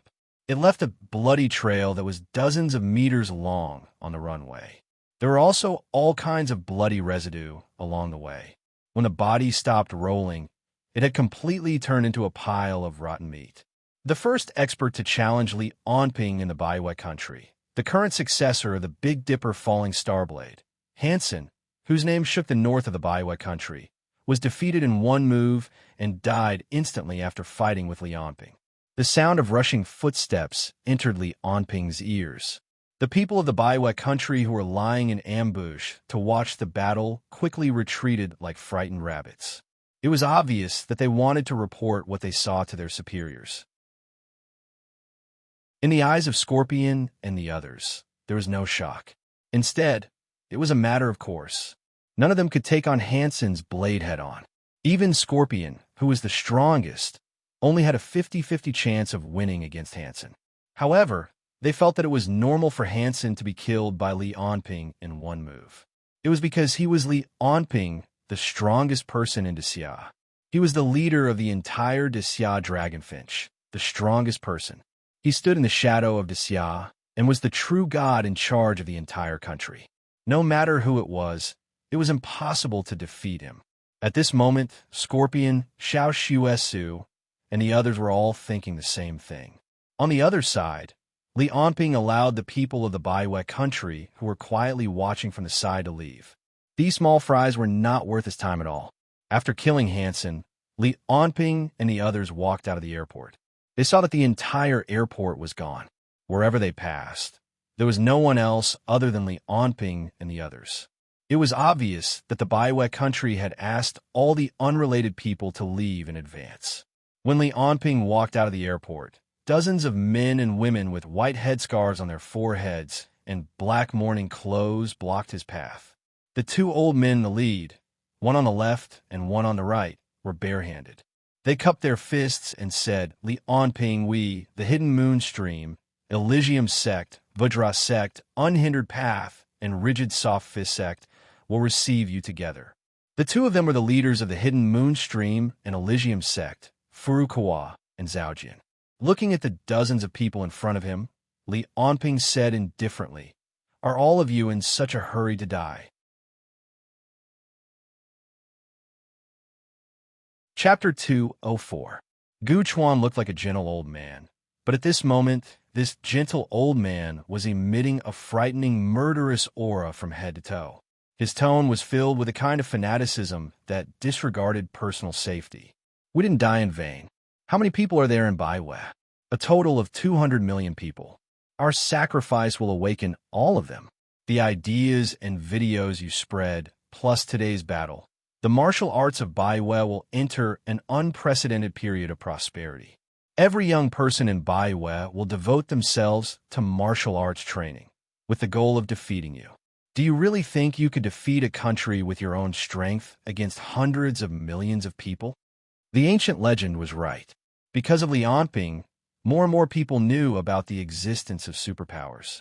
And today, the battle between Baiwei's many powerhouses and Li Onping for the country and the people would be spread. If it didn't die in silence, they would explode in silence. At that time, more and more young people would devote themselves to martial arts training. With a huge base, how many powerhouses would be born? Even more, there might be a stunning genius who would use this opportunity to break through to the 5th level. Li Onping sighed. Yes, the greater the pressure, the greater the motivation. I only hope that under this pressure, more powerhouses will be born. Only with this kind of powerhouses, this kind of spirit, it won't be in vain for me to personally destroy him. When Li Onping said these words, his tone was incomparably sincere. Scorpion and the others heard Li Onping's sigh, but they didn't say anything. They understood that Li Onping's words were all from the bottom of his heart. With his current strength, he disdained to lie, and what he said was also right. Only those who were stronger were worthy of him personally killing them. It was like the same ability user, one level 1 and the other level 5, the effect after killing them would naturally be different. Li Onping hoped that a few ancient level 5 ability users would jump out from Baiwei country now. This way, after he killed them all personally, it would be valuable. Morning snorted coldly and continued. Today, you might not be able to walk to the palace alive. Li Onping, I admit that your strength is enough to move unhindered in the world, but the 100 Moon Empire is not without experts. Today, you vainly tried to use your own strength to sweep through an entire country, so you are destined to lose. After saying this, another 2 middle-aged men stood out from behind them.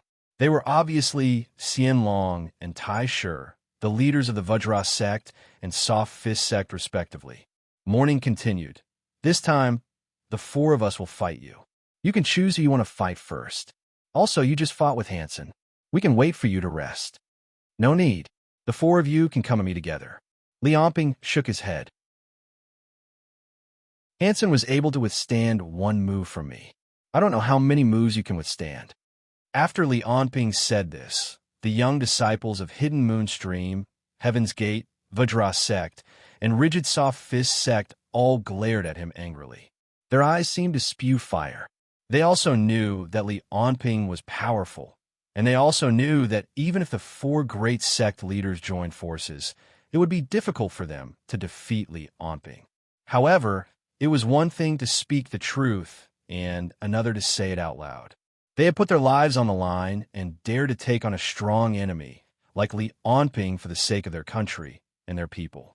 However, Li Onping was looking down on their strength so mercilessly. How could they not be furious? However, compared to the young people's fury, Gu Chuan, Morning, Xianlong, and Tai Shi did not appear to be enraged. Instead, they appeared extremely calm, revealing a deep level of calmness. Li Onping thought, just the ability to keep a straight face and not let anger get to their heads is something that 90% of the people in the Xia Dragonfinch are unable to do. Although the ancient faction's abilities take a long time to improve and require a lot of time and energy to cultivate, when compared to people of the same level, it's true that their minds are tougher than those of other factions. In a battle, they're also able to unleash 100% of their powers. Gu Chuan was the first to step out from the crowd. Since that's the case, we won't stand on ceremony. Everyone, come and meet together. The moment he said the word attack, Gu Chuan's figure turned faint, and he disappeared in broad daylight. This was one of the secret martial arts of the Concealing Moon sect. It allowed one to turn invisible using sunlight and moonlight. Concurrently, Morning raised both his hands, and invisible powers turned into a huge palm that came down from the sky, slapping out toward Li Onping's body. This was the Heavenly Gates heaven-raising palm. It allowed one to combine the powers of one's psyche and physical body, gathering and attacking across space. A layer of faint golden light encompassed Xianlong's body. Then a golden human figure appeared from his body. The human figure opened its mouth, and a golden shock wave shot out toward Li Onping. The golden human figure was a supreme secret technique of the Vajra sect. It was a conjured physique that was constructed using psyche through a special method. It possessed all sorts of unbelievable abilities. Tai Shi, who was the last to make a move, was the slowest to make a move. However, the area of effect was the greatest. He waved his hands, drawing beautiful arcs. The air around the entire airport seemed to be boiling. Li Onping's position seemed to have become the center of a storm. Countless air currents kept drilling out with him as the center. It was obvious that Tai Shi had used a special method to control the air currents nearby. He wanted to use the air currents to turn into countless wind blades to tear Li Onping apart. The four of them attacked one after another. They had never attacked at the same time before, and they had only attacked one person. However, as soon as they attacked, they naturally cooperated with each other with great rapport. Although they were only at the 4th level, they believed that at this moment, even those at the 5th level would have to avoid their attacks. Li Onping, who was in the middle of the battle, might be slightly injured as a result.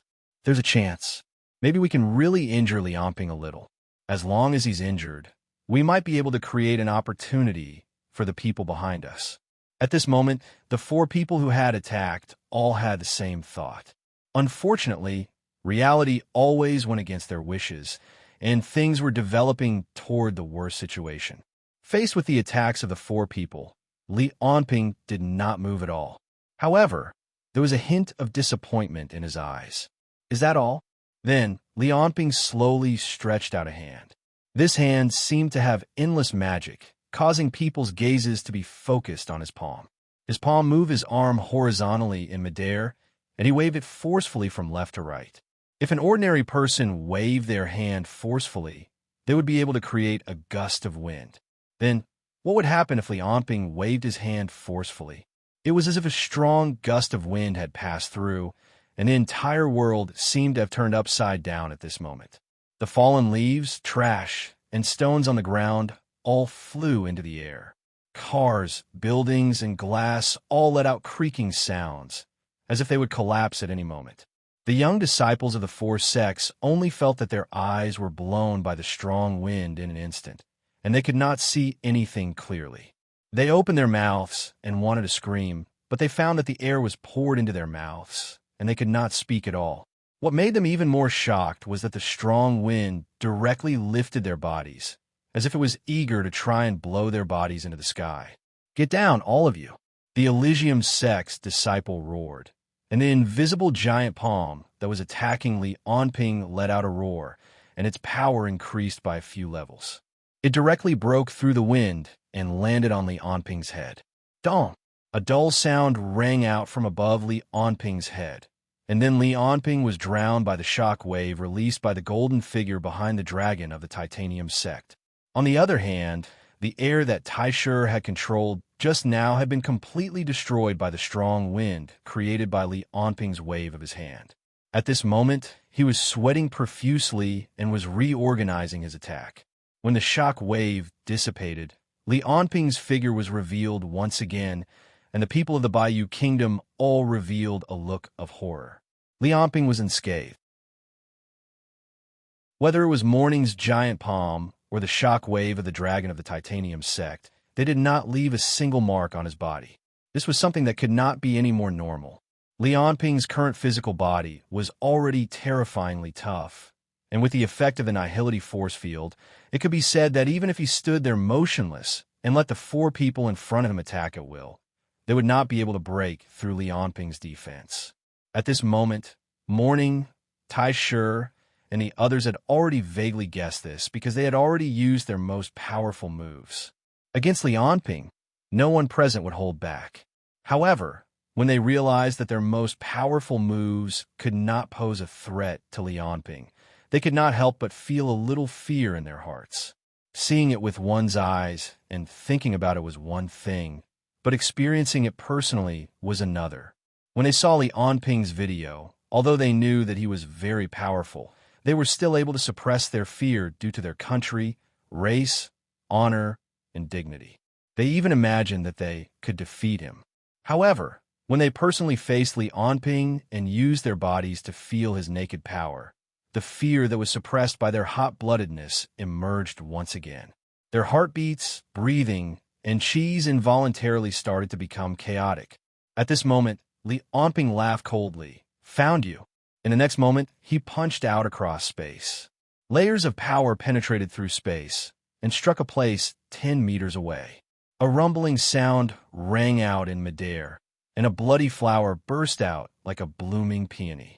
When the Hidden Moon Sect's sect master, Gu Chuan, appeared once again, he had been blasted apart by Li Onping's punch, turning into pieces on the ground. Seeing that Gu Chuan, who was on par with them, had been killed by Li Onping with a single punch, the remaining 3 sect masters could not help but feel a chill in their hearts. However, they had been through many battles, and they immediately realized that something was amiss. Relying on their many years of cultivation, they forcibly suppressed the fear in their hearts. Their cheese swelled up, and they once again launched their attacks. It was a pity that their attacks had already disappointed Li Onping, and he was no longer interested in playing with them. His physical body, which had surpassed the speed of sound, seemed to be able to cross space directly. When Li Onping disappeared and reappeared, it meant that the trio's lives had come to an end. 3 heads soared into the sky almost at the same time, and their corpses dropped to their knees one after another. Blood spurted out from their wounds, seemingly wanting to dye the entire ground red. Li Onping used high-speed hand blades to chop off their heads. Chapter 205. Drops of blood dripped from Li Onping's finger and landed on the ground, turning into blood-colored flowers. "Master! Master!" 5 disciples rushed out from the crowd and ran towards the 4 corpses on the ground. The others also wanted to rush out, but when they saw Li Onping looking at them, they suddenly stopped. Originally, when these people saw their own sect leader die in front of them, they should have exploded in anger and attacked the murderer together. However, the person they were facing was not someone else, but Li Onping. In front of powerful strength, no matter how angry or resentful you were, it was meaningless. Li Onping swept his gaze over the disciples, only to see that wherever his gaze landed, everyone lowered their heads. No one dared to look him in the eye. It was as if the honor of the country and the dignity of the people had disappeared completely.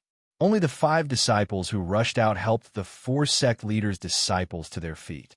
They glared angrily at Li Onping. However, for a moment, they did not know what to say. They were not as strong as others, so they had nothing to say even if they died. However, it was impossible for the people of Bayou Country to be convinced with just this.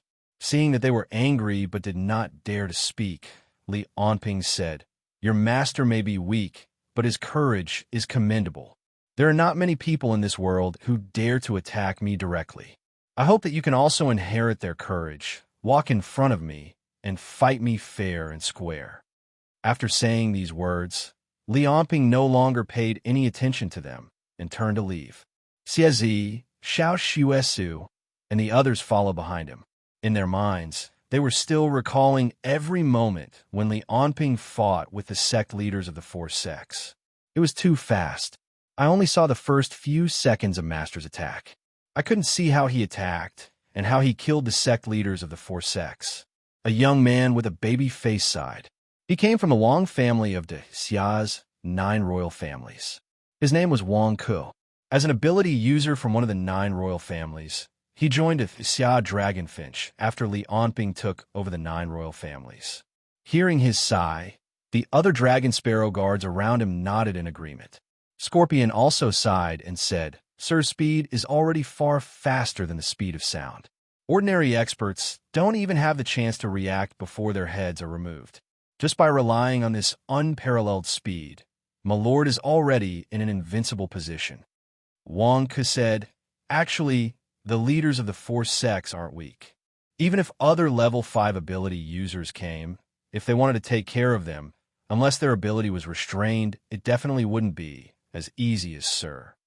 Xiao Xuesu's tone also revealed a hint of excitement.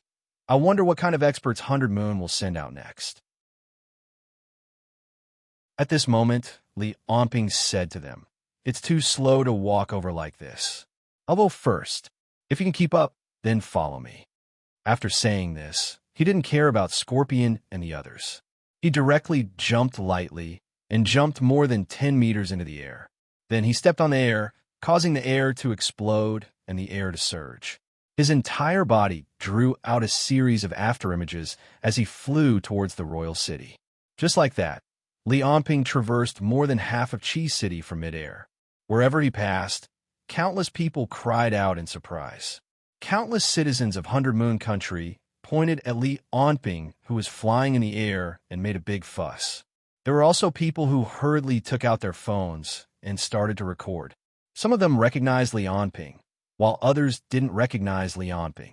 However, what surprised Li Onping was that after a citizen saw Li Onping, he directly took out a submachine gun and fired in his direction. Although he didn't hit him, he could see that the people of 100 Moon Country were valiant. In the face of the provocation of ants, Li Onping directly spat out a white breath from his mouth.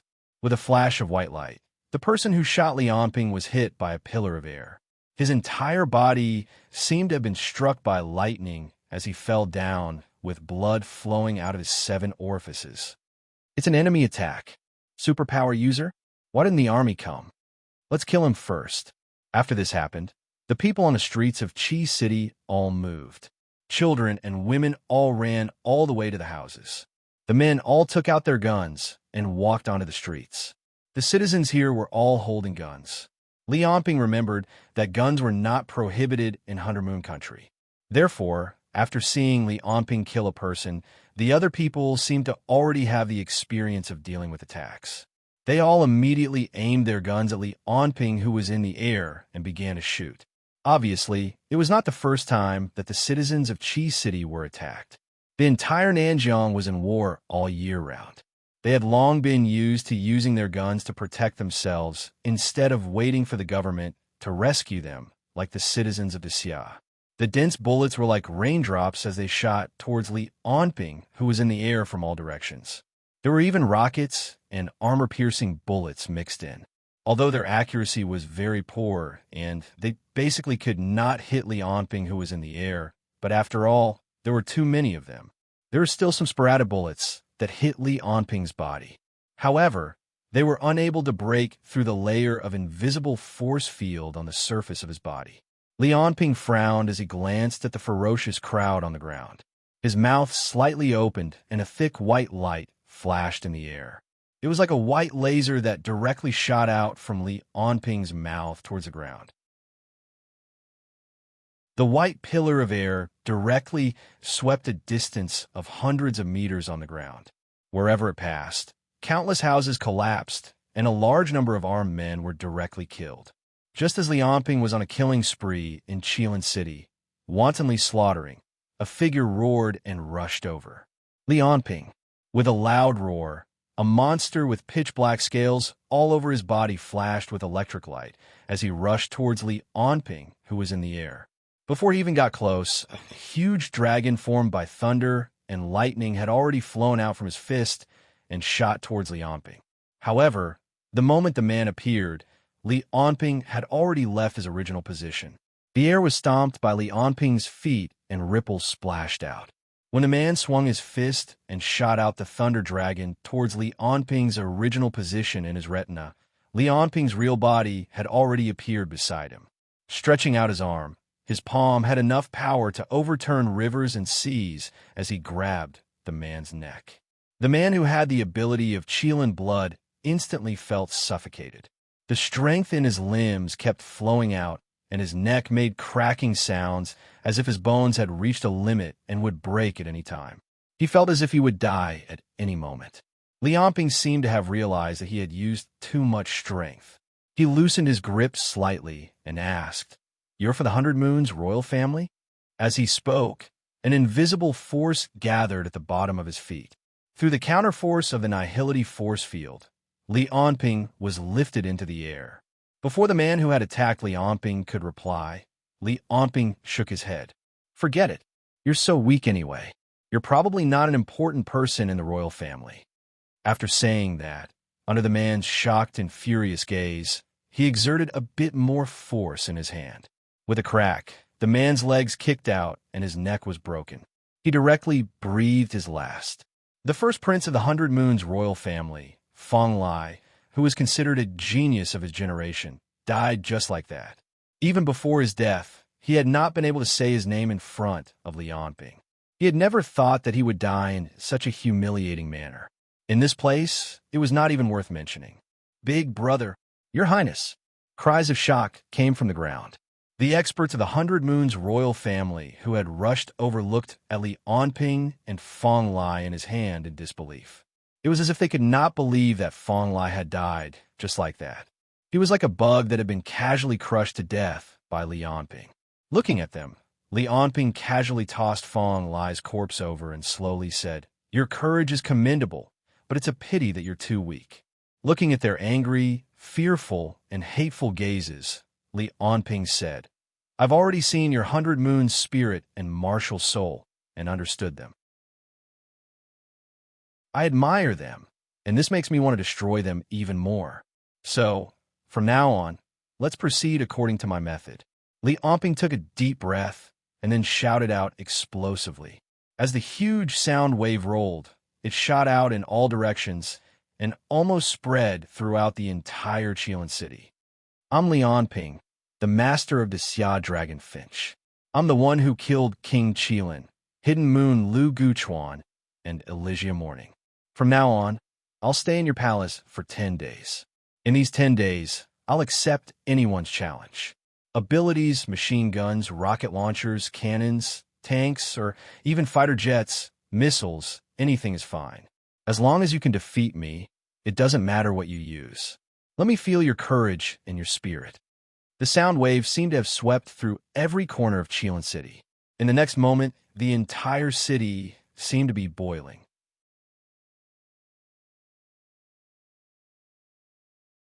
Chapter 206. The members of the 100 Moon Empire's royal family and the martial arts practitioners looked on helplessly as Li Onping finished his speech. Their faces were ashen and filled with resentment. The leader of the group was a white-haired old man. He was the sect master of the galaxy's sect, Master Newmoon. He frowned and said, "Everyone, don't act blindly without thinking. This guy is no longer someone we can fight. Let's retreat temporarily and plan our next move." These words were indescribably ear-piercing in everyone's ears. It was no different from what Empress Yelu Mengxiang had said earlier. However, there was really no other way. In the face of Li Onping, everyone present had to depend on his mood, even if they wanted to escape. The difference was like the difference between ants and a prehistoric monster. This was not something that could be defeated by hot-bloodedness or spirit. No one was born to be a martyr. When Fong Lai had still been around, he had used his words and thoughts to stir up the hot-bloodedness of the people present and give them the courage to challenge Li Onping. However, now that Han Sun and the sect masters of the four large sects had died and Fong Lai had been squashed like a bug, they had all been killed. Everyone's hot-bloodedness had been ruthlessly extinguished by Li Onping, as if a bucket of cold water had been poured on them in winter. The fear of death and the reverence they had for experts welled up in their hearts once again. The second prince, Fong Yong, looked at Li Onping, who was in midair. He clenched his fists tightly and gritted his teeth, causing them to creak. It seemed as if his teeth were about to shatter. His father and brother had been killed by the monster in front of him. This was an irreconcilable feud, yet he was powerless to take revenge. In the face of this enemy, who was close at hand, he could only choose to flee with his tail between his legs. Otherwise, he would die. There was no doubt that this was a 1 in a million possibility. The possibility that Fong Yong had once thought of did not exist. The other princes and aristocrats were in a similar state. Deep down, they wanted to rush forward and swallow Li Onping alive. However, the pressure of death was like a mountain that pressed their feet firmly to the ground, preventing them from taking a step forward. Finally, with a roar, Fong Yong suddenly turned around and threw a punch to the side. The violent Psyche Chi with streaks of lightning directly overturned 4 cars parked on the side of the road. After venting his anger, he walked away without looking back at Li Onping. The rest of the people seemed to have received a signal. After Fong Yong left, they silently turned around and didn't say a word. Master Xianyu sighed deeply in his heart. Why would there be someone like Li Onping in this world? What should I, Bai Yu, do from now on? Li Onping stood in the air and watched the crowd leave silently. He did not stop them. He knew that the people in front of him had not given up. They would challenge him again. If they really gave up, then it meant that the elites of the 100 Moons Empire had lost their confidence. As for the rest of the people, although they were looking at Li Onping with hatred in their eyes, they did not act rashly. Seeing this, Li Onping let out a long howl.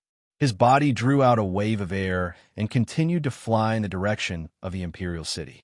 In the blink of an eye, a huge and majestic royal city appeared in front of Li Onping.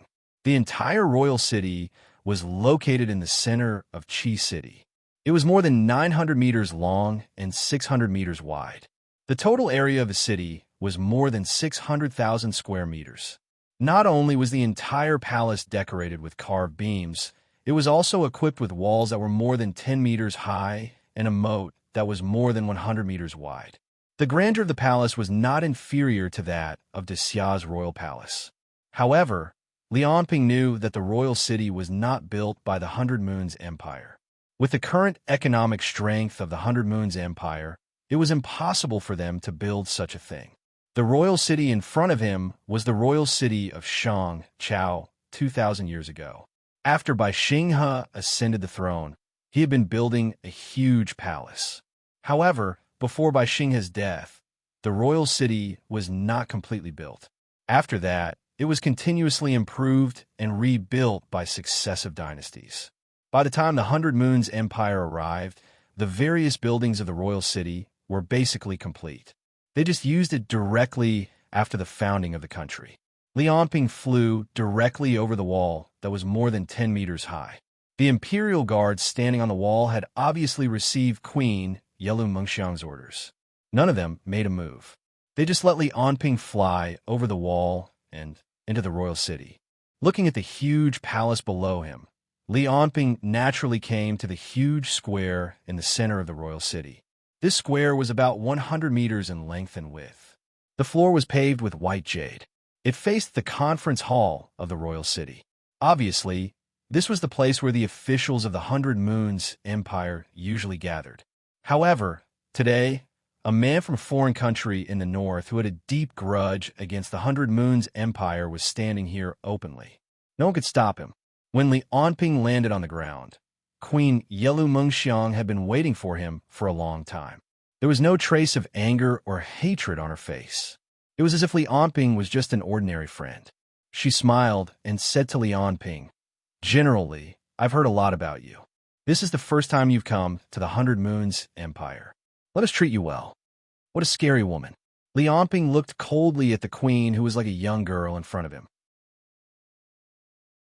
He thought to himself, facing the enemy who killed her husband, she can still remain so calm. She's really something.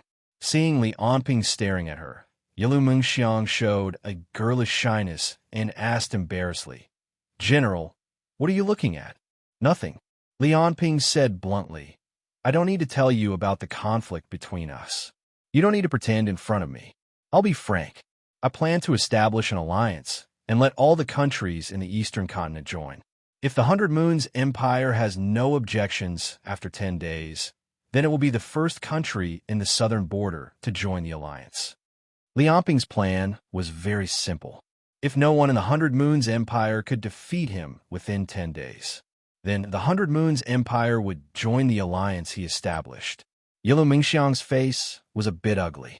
She forced a smile and said, "I don't know what kind of alliance the general wants to establish. What is this alliance for?" "The Pan-Continent Peace Alliance will unite all the countries in the Eastern continent. From then on, there will be no more wars. The resources of each country will be unified, reducing the gap between the rich and the poor and reducing unfair treatment. What do you think?"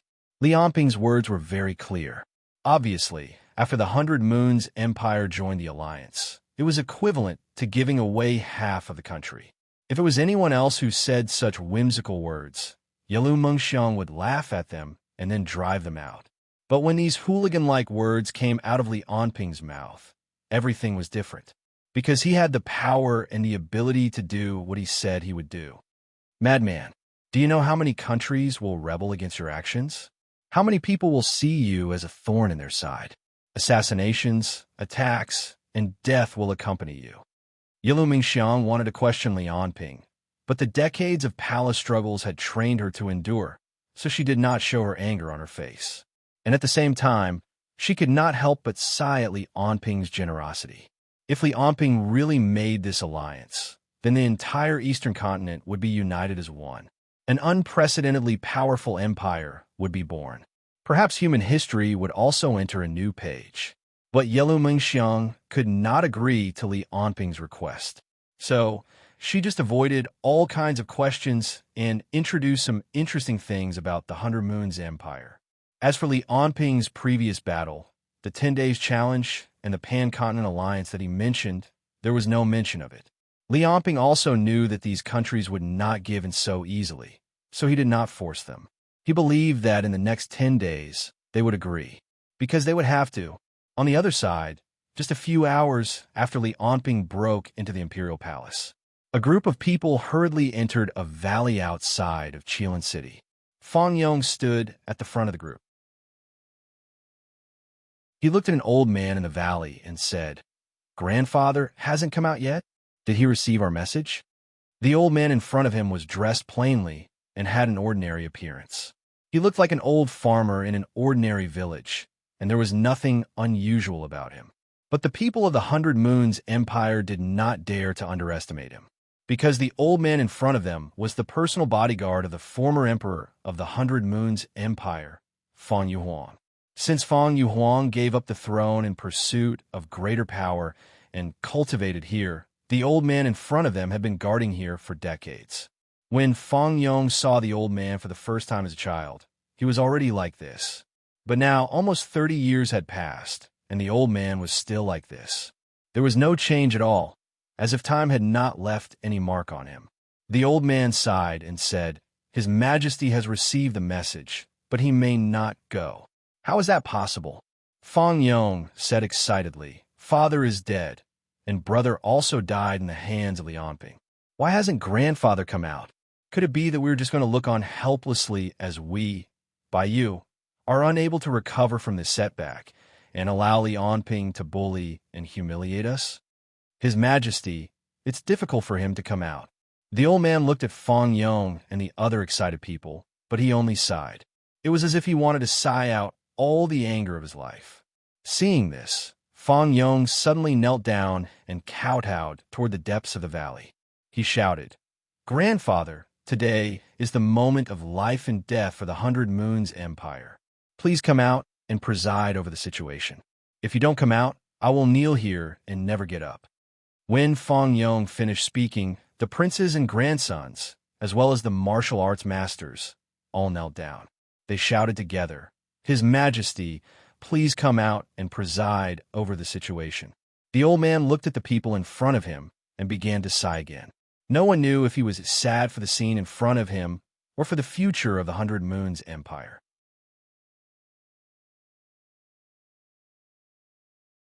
Chapter 207. In the square in front of the 100 Moons Palace, Li Onping was sitting cross-legged on the ground. His left hand was supporting his chin, and his eyes were looking at his right hand. In his palm, a white ball of air was fluctuating. This was Li Onping using the power of the virtual force field to compress the air into a ball of air. The ball of air looked gentle and quiet, but Li Onping knew that it contained a terrifying destructive power. The high-density air was forcefully compressed by his 10,000 tons of power. Once it was released, half of the palace would be destroyed. This was Li Onping studying the usage of the virtual force field. The more he studied, the more he felt that there were endless mysteries. Around the cross-legged Li Onping, the square that was originally as white as jade was now covered in a thick layer of blood. The servants of the imperial palace were using mops and rags to clean up the bloodstains on the square. They were silent as they cleaned, their eyes filled with complicated emotions. It seemed to be hatred, fear, and despair. Today was already the 4th day since Li Onping came to Qi City. On the first day, hundreds of martial artists, mercenaries, and commoners came to the palace to challenge him. None of the guards and servants in the palace would ever forget that day. Blood covered the entire square, and all they could see were pieces of corpses. The strong smell of blood seemed to linger at the tip of their noses forever, unwilling to disperse. This day, the cleaning work lasted the entire night. Only Li Onping and the 3 meters around him remained the same. It looked spotless, a stark contrast to the sea of blood around him. When the news spread throughout the entire 100 Moons, its influence was like a magnitude 9 earthquake. The television station began to broadcast Li Onping in front of the palace 24 hours a day. Most of the commoners watched the broadcast all day, cursing this man who stood proudly in the sea of blood and corpses. But to ask them to go to the palace to challenge Li Onping, they did not have the guts. But even so, there were still more than 200 people who attacked Li Onping, who was sitting cross-legged in the palace square the next day. However, from the beginning to the end, Li Onping didn't even stand up or move his butt during the live broadcast. When a number of casualties on the second day exceeded 1/3, the challengers began to retreat. Their luck was obviously much better than their seniors. Li Onping did not kill them all in one blow, but instead gave them a chance to escape. On the 3rd day, the number of people began to dwindle. The warriors who had rushed over from afar began to weigh their worth as they watched the live broadcast. Most of them went back silently, filled with anger and fear. On the 4th day, the number of challengers seemed to have decreased. People began to complain about the inaction of the government and the weakness of the military. However, when the first prince, Feng Lai, and the sect masters of the 4 great sects challenged Li Onping and were killed, a silence gradually spread throughout 100 Moon City. Looking at the TV, the people of Baiwei country felt as if their footsteps had become a little heavy. At the edge of the square, a cameraman was holding a camera and filming Li Onping, who was sitting cross-legged. A male reporter spoke to the camera with a heavy expression. "Everyone, up to now, more than 700 challengers have been sacrificed. We would like to remind the audience, once again, that before you have absolute confidence, please do not approach the palace. Do not challenge Li Onping." Just as the reporter was halfway through his speech, a loud gunshot rang in everyone's ears. The camera quickly turned to Li Onping's direction. They saw Li Onping, who was sitting cross-legged, reach out his left hand and place it in front of his forehead. The male reporter's words continued to be transmitted from the TV. "It seems like there was a gunshot just now." From the looks of it, Li Onping seemed to have grabbed the bullet with his bare hands. Unbelievable. He stood up. On the TV, Li Onping suddenly stood up and took a step forward. With a sonic boom, he disappeared. The camera shook violently and turned in all directions, as if searching for Li Onping's disappearing figure. The reporter's voice rang out. "Over there!" The camera shook rapidly, and after a few unclear scenes, it stopped at a tall building in the palace. A black shadow was flung out of the building by someone. Because the distance was too far, the camera couldn't clearly see who had fallen. "It's Li Onping. He seems to have thrown the attacker down." The reporter sucked in a cold breath. "He's back." The TV returned to the position where Li Onping had been sitting cross-legged. He had already sat back down, looking as spotless as before. It gave people the feeling that everything that had just happened was an illusion. Li Onping hadn't moved a single step from the beginning to the end. The reporter started to explain everything that had just happened. Just now, it seems that someone used a sniper rifle to attack Li Onping, but Li Onping grabbed him and threw him off the building. The palace's imperial guards have already sent people to rescue the challenger. The challenger situation will be reported later. This is Blue Moon Channel 2. We will broadcast everything about the challenge to Li Onping for 24 hours. On a high platform in the palace, Yalu Mengxiang just stood there, looking at Li Onping's position without moving. Behind her, Fang Yuelin said, "Don't you need to control that reporter? If you continue to broadcast, I'm afraid it will seriously damage the people's confidence in the royal family. I've already controlled everything that can be controlled." Yalu Mengxiang smiled bitterly. But this reporter was chosen by Li Onping. Fang Yuelin said again, "Then can you stop those challengers and try to reduce the impact of this matter?" Yalu Mengxiang shook her head. "It's too late. We tried this on the first day, but we were warned by Li Onping in less than 10 minutes. I don't want to do anything that will cause him to retaliate. But if it continues like this after 10 days..." Fang Yuelin didn't continue, but his meaning was clear. If it continued like this, the people's confidence in the country, the people, and the royal family would drop to a freezing point. And in the following negotiations with the Xia about joining the Pan-Continent Alliance, the Baiwei Empire would be at a disadvantage. Hearing Fang Yuelin's words, Yalu Mengxiang sighed. "What do you think of Li Onping's strength? How can our army defeat him?" Fang Yuelin's pupils shrank slightly. In fact, she had been thinking about this problem for the past few days without sleep. How was she going to defeat this demon-like man? But other than using destructive weapons to attack Li Onping, she couldn't think of any other way to hurt him. Plus, the Baiwei Empire didn't have nuclear weapons, and their most powerful ability user, King Qilin, had already died under Li Onping's fist. The martial arts they were proud of, or rather the ancient ability, couldn't withstand a single blow from Li Onping. The more she thought about it, the more Fang Yuelin felt sad. In front of Li Onping, they really couldn't take out any bargaining chips. Seeing Fang Yuelin remain silent, Yalu Mengxiang said, "I've thought about it for a long time, but I can't think of any way to defeat Li Onping. If we send an army, it will be a waste of our lives, and it will only boost Li Onping's reputation. In fact, yesterday morning, I already sent out requests for help to the League of Stars, Ice Fortress, and Donyang, but until now, I still haven't received any response." Just as Yalu Mengxiang and Fang Yuelin were speaking, another two martial artists rushed towards Li Onping from the left and right. But before they could even activate their abilities, a white light had already shone onto their bodies. With a huge roar, their bodies were smashed into countless pieces and scattered on the ground, adding a new touch of blood to the square. Maybe their abilities were special. Maybe they were confident that they could defeat Li Onping, or maybe they had a special battle plan.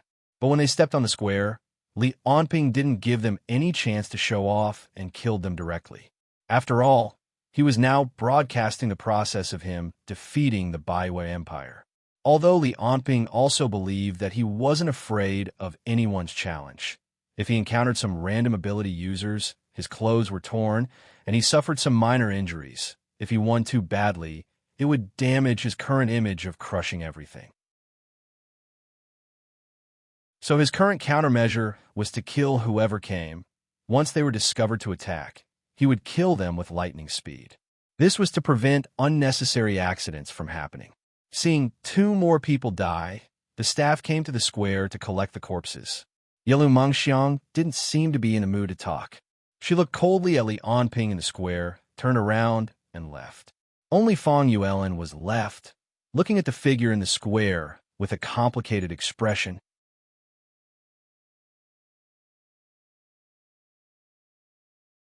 Chapter 208.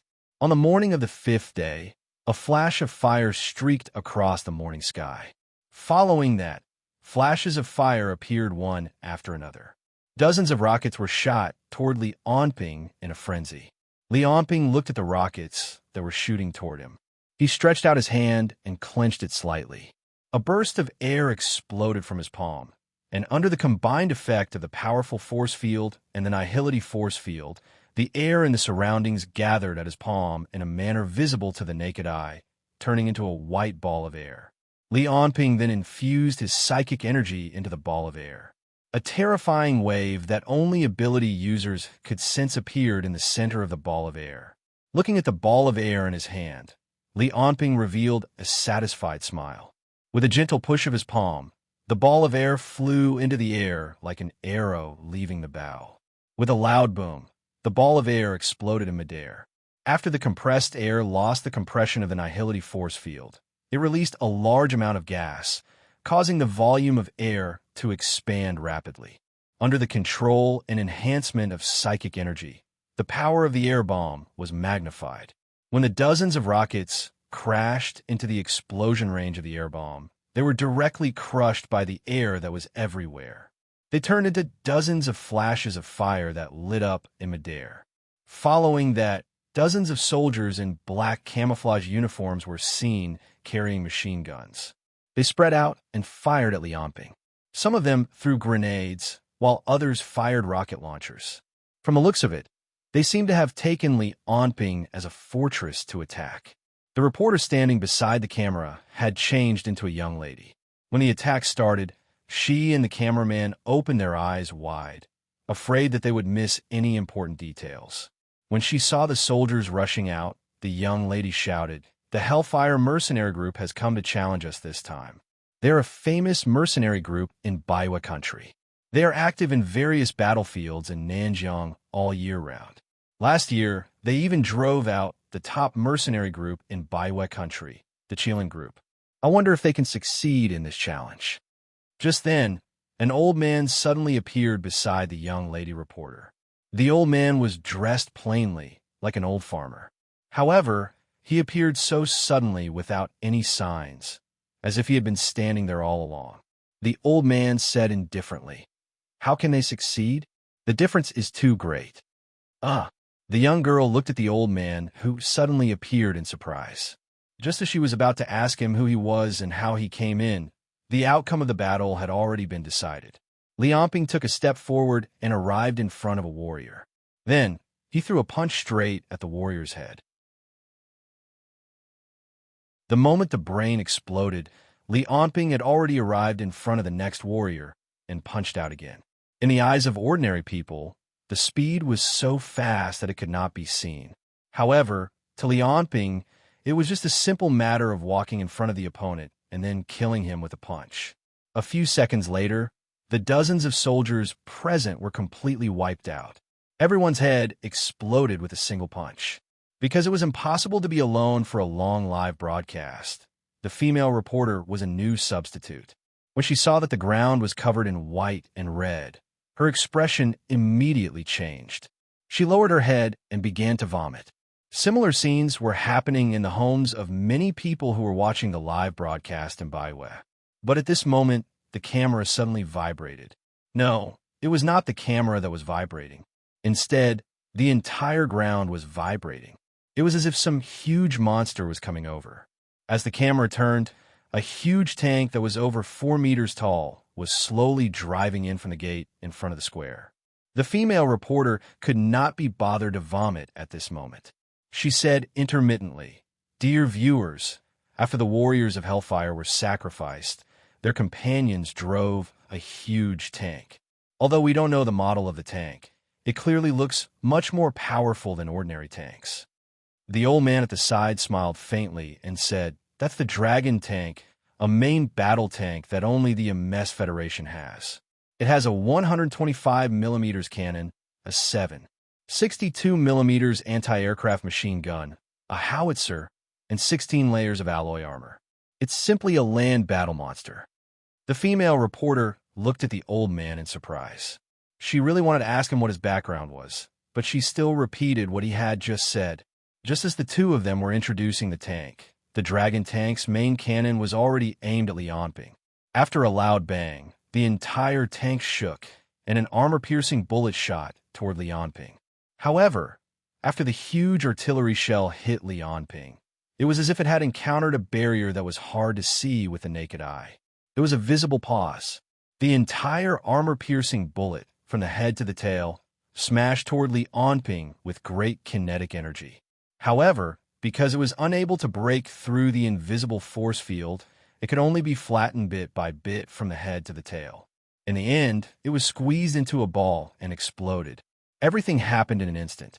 When the smoke and dust from the explosion dissipated, Lianping was standing on the spot, unscathed. Only the huge cracks and scorched earth on the ground showed that he had been attacked. Muscles capable of maintaining supersonic speed, coupled with the effect of the nihility force field. The current Lianping could already ignore the bombardment in front of him. The tank driver on the other side seemed to be dumbfounded. After a moment of silence, it seemed like he was going to try a second bombardment. Lianping sneered and slowly walked toward the tank. The armor-piercing bullet struck his chest once more. However, like before, it had no effect at all. This time, it could not even stop Lianping's advance. Ta-ta-ta-ta sounds rang out as the combat personnel in the tank began firing at Lianping with their machine guns. However, even without utilizing the nihility force field, Lianping's muscle density alone was enough to ignore the attacks. At most, the bullets could only leave white marks on his muscles. The bullets struck Lianping's body one after another, but they ricocheted off and fell to the ground nearby. If one were to look carefully, they would see that the bullets had been deformed. However, Lianping's body remained unscathed. Step by step, he walked toward the tank, enduring the barrage of bullets. As the machine guns were firing, the Dragon tank's main cannon fired 3 more times. However, aside from the shattered ground and the resulting smoke and dust from the explosions, there was no other effect. The man before them was like an invincible god of war. Every time the smoke and dust cleared, his unscathed body would be revealed. In the blink of an eye, Lianping had walked until he was within 10 meters of the tank. The hearts of the viewers watching from their televisions tensed up. Just as they were wondering what kind of attack Lianping would unleash, it would appear that the tank driver could no longer endure the pressure. With a roar, the entire tank charged toward Lianping at full speed. 16 layers of alloy armor, weighing over 80 tons, and carrying a terrifying amount of power, the Dragon tank was like a mountain as it charged toward Lianping.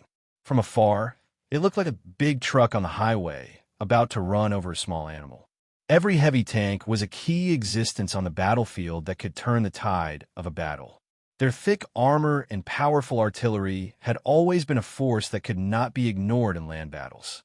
Moreover, the tank in front of them was considered an elite weapon in the Amist Alliance. However, this overlord of the land, the monster in the tank, couldn't move after he advanced 10 meters. Lianping's arm gently pressed on the tank's armor plate. The tracks rubbed against the ground, producing an ear-piercing sound. The Dragon tank was pressed down by Lianping with one hand. No matter how much the driver increased the horsepower, he could not advance any further. In front of their televisions, countless people sucked in a breath of cold air. However, what was even more shocking was below. Lianping's other hand touched the armor plate. Then he grabbed the tank's main cannon barrel with both hands and lifted the tank up.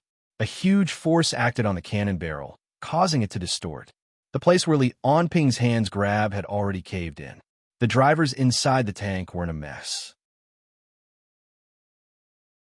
They struggled to climb out. However, it was too late. Lianping's hands, together with his upper body, were seen leaning back slightly. The next moment, With a loud shout, he turned his body and threw the entire tank out. The steel monster, which weighed more than 80 tons, was like a toy in Li Onping's hands. It was thrown up thousands of meters into the air by the other party's terrifying strength. After drawing a parabola, it flew toward the ground dozens of kilometers away. However, the upper half of the tank could not withstand the destruction in mid-air and disintegrated. Only the body of the tank remained intact. However, when it smashed into the ground like a meteor, it would only become a pile of scrap metal. After doing all this, Li Onping clapped his hands and turned his head to look at the camera. In fact, he was looking at the old man who had just appeared. However, because the old man and the young reporter were standing together, the young reporter thought that the old man was looking at her. Terrifying strength, cruel massacre, and close proximity. At this moment, Li Onping was hundreds of times more terrifying than a tiger or a lion. Therefore, although Li Onping did not do anything fierce, this simple glance still scared the young reporter so much that she peed her pants. The stench of urine leaked out from the young girl's pants. Upon taking a closer look, one could see that the inner part of her pants was soaked. It felt like a pet dog facing a prehistoric Tyrannosaurus Rex. Although Li Onping was still quite far away from the young girl, his superhuman sense of smell and vision still made him frown.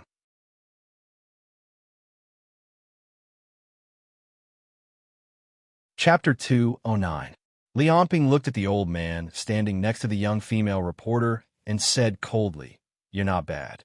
You're the most interesting person among those who have come to challenge me over the past few days.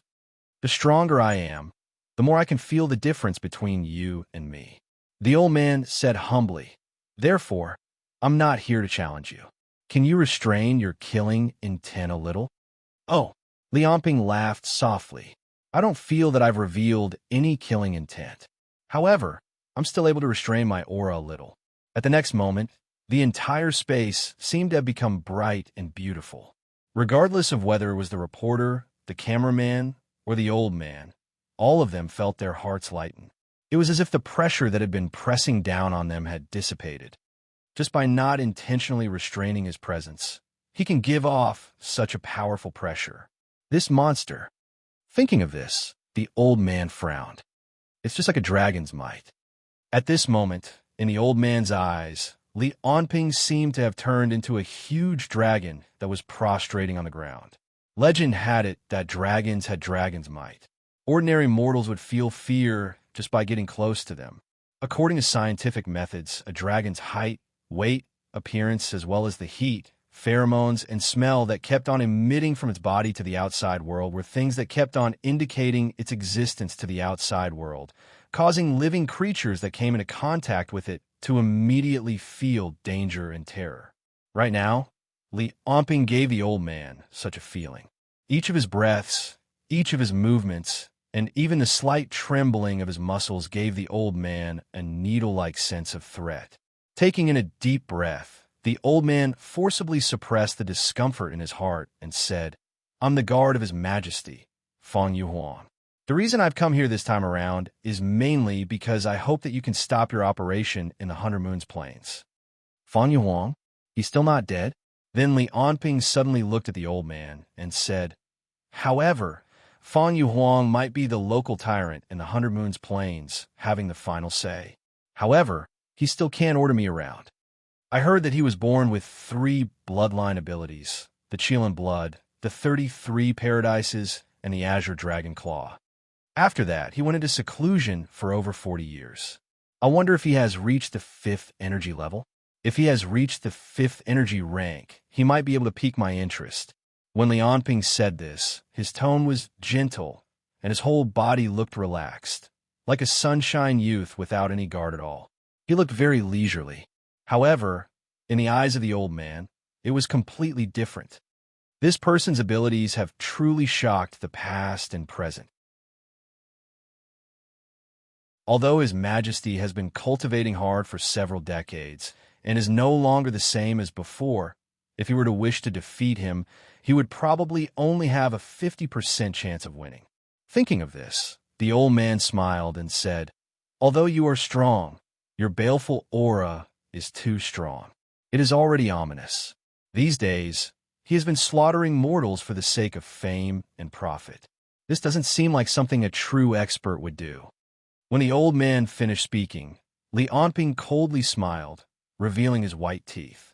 The psyche chi all over his body was on the verge of bursting out like a volcano that was about to erupt. It was also like the sea before a storm, slowly brewing and accumulating power. Then what are the actions of a true expert? Allowing those ants to provoke them, taking the tolerance of an expert for granted, and making them lose their respect? Or like the Qilin king, dictating the country, exploiting the people, and stuffing their own pockets? At this point, Li Onping chuckled. Before I came, I read a report. In the entire 100U country, over 70% of the industries belong to the royal family. Even if the commoners work hard for their entire lives, they will only be working for you and will never be able to make a name for themselves. This is the most feudal system in the Eastern continent. Could this be what an expert would do? Seeing the old man's grim expression, Li Onping ignored him and continued. Your 100U country's royal family and the various major sects have joined hands and monopolized all the secret martial arts, as well as all the ancient abilities. If the commoners want to learn, their only choice is to be your dog. You have taken up most of the country's resources and have the best environment. The power that you have cultivated is instead used to oppress the entire country. Then you hypocritically say that you are kind and give the commoners a little bit of things that originally belonged to them. You even call this kind of behavior benevolent and righteous. Li Onping sneered. If it wasn't for the fear of the entire 100U country becoming unstable, I would have already exterminated all of you royal families, the vermin of society. The pan-continent alliance that I want to establish now is to connect all the countries in the Eastern continent. Although it may not be absolutely fair, it will definitely be much more just than the current society. If the Fanyu Emperor wants to stop me, then come and defeat me. After Li Onping finished speaking, he felt much more carefree in his heart. The female reporters and cameramen on the side had long been stunned by Li Onping's treacherous words. However, the camera did not have any emotional reaction. It took Li Onping's words seriously and broadcast them out. In the depths of the palace, Empress Yelu Mengxiang was like a crazy woman as she swept the books and vases on the table to the ground. She screamed, "What are the people from the TV station doing? Why didn't they cut off the live broadcast? Get them all out of here." On the other side, although the old man was angry, he did not immediately refute Li Onping's words. First, it was because he did not have the words to refute. Second, it was because he was still in the middle of a live broadcast. He did not want to say anything more to prevent Li Onping from saying something terrible and causing a huge impact in the 100U country. Therefore, he chose to change the topic. Flowery words. Who doesn't know about your wild ambition of wanting to swallow up my 100-moon empire? Everyone is responsible for the rise and fall of the country. Although my 100U country is a small country with few people, we have lived on this land for generations. So even if we fight to the last drop of blood, we will never give up the foundation of our ancestors. In a few words, the old man avoided the sharp problem of the gap between the rich and poor in the country and the contradiction between the nobles and the commoners. The national hatred was the breakthrough point. This was the usual practice of the 100U country's top management. They used external conflicts to release internal pressure. With the words "protect the country," they wanted to sweep away all the class conflicts in the country and vent the emotions of the people. In response to the old man's words, Li Onping said disdainfully, "Protect the country? Humph. It's better to say that you're just protecting your rule. No matter who rules the land, the 100U country is still the 100U country. The only difference is the ruler. I don't know how many hot-blooded youths have fallen one after another for the sake of protecting the country. But in the end, they're just protecting your feudal rule." Li Onping's words became more and more intense. The qi all over his body was like needles that pierced people, as if it would tear the old man in front of him to pieces at any time. This was inevitable because when the old man opened his mouth, he used the live broadcast to attack Li Onping and to find him as the evil invader. He wanted to use this to unite all the people of the 100U country and reduce the negative influence that Li Onping had brought over the past few days. However, Li Onping naturally would not let the old man's words make the spirit of the 100U country, which he had suppressed with great difficulty these days, rise again. As such, he directly pointed out the class conflicts in the 100U country and pointed out that the contributions of the ordinary people were only to protect the rule of the royal family. It could be said that in the few minutes he had spoken with the old man, the destruction that the old man had caused to his operation was no less than the sacrifice of the 4 leaders. No matter what, the argument itself had slightly offset Li Onping's image of suppressing the world and destroying everything. How could Li Onping's heart not be filled with murderous intent? In just a few words, you've developed the desire to kill me. Do you want to kill me to vent your anger? It seems that you've already been deeply rooted in your evil ways and have lost your way. After saying this, the old man's figure became fainter and fainter, as if he was about to disappear into the air. Very well, Her Majesty will personally compete with you in 5 days. Take care of yourself. By the time he finished speaking, the old man's figure had completely disappeared. No matter if it was mental energy, sound, smell, or heat, all of it had disappeared as if they had never appeared. Just as Li Onping had developed the desire to kill, the old man was about to slip away. No, if he could escape from Li Onping's hands right now, not only would the old man not be looked down upon, he would become famous. Because the person in front of him was Li Onping. Since his debut, he had been invincible. He had killed many level 5 ability users and had the power to overturn rivers and seas. Li Onping. If the old man could escape in front of him, then he would become famous in the world. Not to mention Li Onping's trip to the 100U country this time. His invincible image would be damaged. I can't beat you, but if I want to escape, you can't do anything to me. Also, I'm only a guard. I came to tell you that my master is coming to challenge you, but you can't even catch me. That was what the old man meant. Not only did he attack Li Onping's invincible image, but he also attacked the other party's invincible spirit, creating a slight advantage for Feng Yuhuang in the duel 5 days later. At this moment, the old man who had already completely disappeared from Li Onping's eyes couldn't help but feel happy.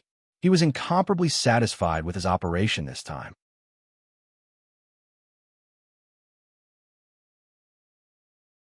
Chapter 210. Seeing the elderly man's words disappear before her eyes, the female reporter let out a cry of surprise. Everyone, the old man who appeared just now has suddenly disappeared. He's right in front of us. On the television screen, as the female reporter spoke, she used her hand to touch the spot where the elderly man had appeared, indicating that there was indeed nothing there. Then, the camera kept on moving in all directions, but the elderly man's figure was nowhere to be found. Outside a palace next to the square, Scorpion and the others had been keeping watch by Li Onping's side all this while. They were watching the process of the other party's challenge. When the elderly man suddenly appeared, all of them were shocked. It was because no one, including Scorpion, who was the strongest among the Dragon Sparrow guards present, had noticed how the elderly man had appeared at the square. Then, everyone's eyes were fixed on the elderly man, as if they were afraid that he would suddenly disappear. Therefore, when the elderly man said his last sentence and suddenly disappeared again, the countenances of the Dragon Sparrow guards present could not help but change. This time, they were fully focused, and all of them were staring at the elderly man. There were also countless pairs of eyes and streams of cheese that were constantly staring at the elderly man. However, even so, the elderly man was still able to disappear without a sound. Wang Ke said in surprise, "It must be a special ability. It's impossible to achieve this with just concealment techniques." "It's not just an ability." Scorpion gasped in admiration. "He's also using the hidden moon sex concealment technique. Compared to him, Guchuan from a few days ago is like a child playing house." The elderly man before them had concealed his voice, scent, and figure for a moment. It was as if he had disappeared from this world. Every Dragon Sparrow guard was full of admiration for this powerful concealment ability. They thought about how terrifying it would be if they were to face this elderly man and not be able to sense his existence at all. They would not even know when he would attack. If this ability user was used for assassination or decapitation, his deterrence would be close to that of a level 5 ability user. However, the elderly man had disappeared and was about to escape from Li Onping during the live broadcast. However, all the Dragon Sparrow guards present did not move at all. It was as if they were not anxious at all, nor were they worried that the elderly man would destroy Li Onping's accumulation over the past few days. Firstly, they knew that even if they went up, they wouldn't be able to lock onto the old man's position. Secondly, it was because Li Onping was standing in the square. How exactly is Sir going to make him stay? Every Dragon Sparrow guard was thinking like this and looking forward to it. Yellow Mingxiang was also staring at the TV screen. When she saw the old man disappear from Li Onping's sight after he finished speaking, Yellow Mingxiang was stunned. Her heart relaxed as she thought, Elder Lei's appearance this time has finally helped Bai Yu regain some face. I just don't know how confident Royal Grandfather is in this challenge. If he also loses, just as Yellow Mingxiang was thinking about the upcoming situation, the scene on the television suddenly changed. All the viewers of the live broadcast felt their hearts in their throats again. After the old man disappeared, Li Onping's expression still looked very calm. It was as if the scene in front of him was not a big deal. He sniffed the air, but could not smell the other party's scent at all. His ears couldn't hear any strange sounds either. In fact, when the old man had appeared, Li Onping had already noticed this abnormality. He couldn't smell any scent from the old man's body, nor could he hear any sounds from the old man's body. He couldn't even hear the sound of the old man's heartbeat or the flow of his blood. However, when he used his qi to sense, he could clearly sense that there was such a person here. This was why he had said that the other party was not bad. This was why Li Onping didn't make a move immediately after the old man disappeared. There's no doubt that he used the concealing moonstream's ability. Assuming that he also has some kind of ability that can make sounds and scents disappear, then it wouldn't be hard to explain why he was able to do this. At this thought, Li Onping narrowed his eyes and looked at the surrounding space. Li Onping's powerful vision allowed him to clearly see the movement of every speck of dust in the air around him. Insects, dust, dirt, and countless floating objects in the air were all clearly visible to his vision. Through his vision, the air before him was filled with all kinds of dust. Just the slightest breeze would cause these extremely fine dust in the air to fly in all directions. This allowed him to sense the flow of the wind in the air just by relying on his vision, as well as the minute changes in the surrounding space. Under the circumstances where he has the ability to conceal his voice and scent, the possibility of him having a third ability is very small. Therefore, as long as he isn't using spatial abilities that are similar to teleportation, it's impossible for him to leave the square and the palace completely. It's also impossible for him to not bring up any dust in the air when he leaves. Then, in order to not bring up any changes in the air, he must be walking very slowly. He hasn't even left my sight yet. When Li Onping observed and came to this conclusion, it had only been 1 second since the old man disappeared. Therefore, in the second after the old man disappeared, Li Onping leaped up and appeared over 100 meters above the square. Standing in midair, Li Onping aimed his palm toward the square below. Hissing sounds kept on ringing out from Li Onping's surroundings. Streams of white air currents kept on gathering toward the center of Li Onping's palm, which could be seen by the naked eye. The white air currents condensed from the air could even be seen clearly by ordinary people. This was a point where he had created an air depression with his field of nothingness, continuously sucking in all the air in the surroundings and then compressing it. A strong wind blew in the square because of this. Despite the strong wind blowing against her face, the female reporter continued to hold onto the microphone, speaking intermittently. For some reason, Li Onping has flown up into the air. From the looks of it, he seems to be preparing some kind of astonishing attack. Is he flying into a rage out of humiliation? As streams of white air currents gathered toward Li Onping's palm, The white air current in Li Onping's hand grew increasingly bigger. When the air current had grown to the size of a watermelon, the strong wind in the surroundings finally stopped. Li Onping stopped gathering the air current in his hand. Looking at the air current in his hand, Li Onping broke into a cold smile and then channeled a stream of black psychic qi into the air current. In the vision of the ability users, the air current was quickly dyed pitch black. It was like a terrifying black hole being held in Li Onping's hand. An astonishing sense of threat spread out from Li Onping's palm. Everyone in the square, including the Dragon Sparrow Guards and the 100 Moon Imperial Guards, could not help but gulp when they saw the thing in Li Onping's hand. This was one of the new moves that Li Onping had come up with during this period of time, the big air cannon. Although it was the same as the empty palm, it was a long-range move that used air. However, compared to the empty palm that only consumed physical strength, the big air cannon passed through the force field of nothingness and almost perfectly transmitted Li Onping's physical strength. Under the gaze of the ability users, countless small air currents shot out from the air current in Li Onping's hand. They were like a meteor shower as they fell toward the square below their feet. Every small air current was an air bomb. After each of these air bombs fell to the ground, they would instantly expand due to the loss of the force field's restraint. After the air was compressed, the internal energy would increase and the temperature of the compressed air would rise. It could even burn cotton and paper out of thin air. Thus, it formed an explosion. The power of each air bomb was no less than that of a normal hand grenade. However, what was more useful than hand grenades was that, because Li Onping channeled a stream of psychic qi into the air current, he could control the direction of the big air cannon. These air bombs were scattered all over the square. Li Onping's current appearance looked like a character in a comic who shot out hundreds of qigong bombs. It was also a bit like Jin Guang, who casually wasted psychic qi.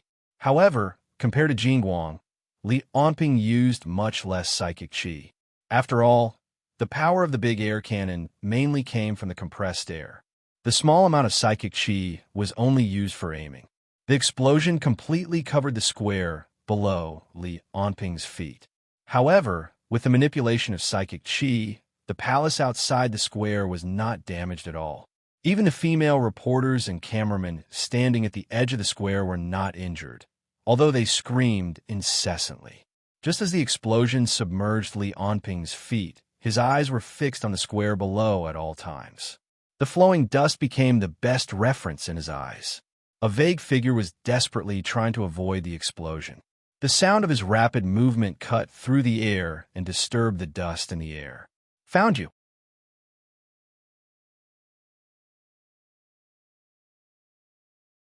Chapter 211. The moment Li Onping said that, all the air bombs in the entire space changed direction under the control of Li Onping's psychic qi. They flew toward the old man. At that moment, all the space around the old man was covered by air bombs. A terrifying explosion was about to erupt around his body, blowing him into pieces.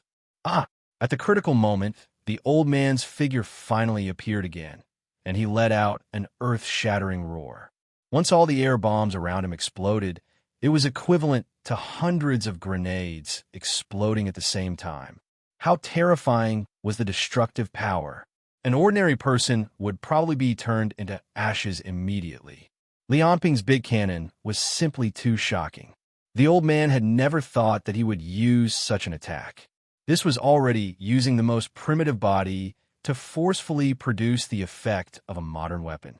The scene of the big air cannon blowing up the entire palace square once again subverted the views of most people in front of the TV.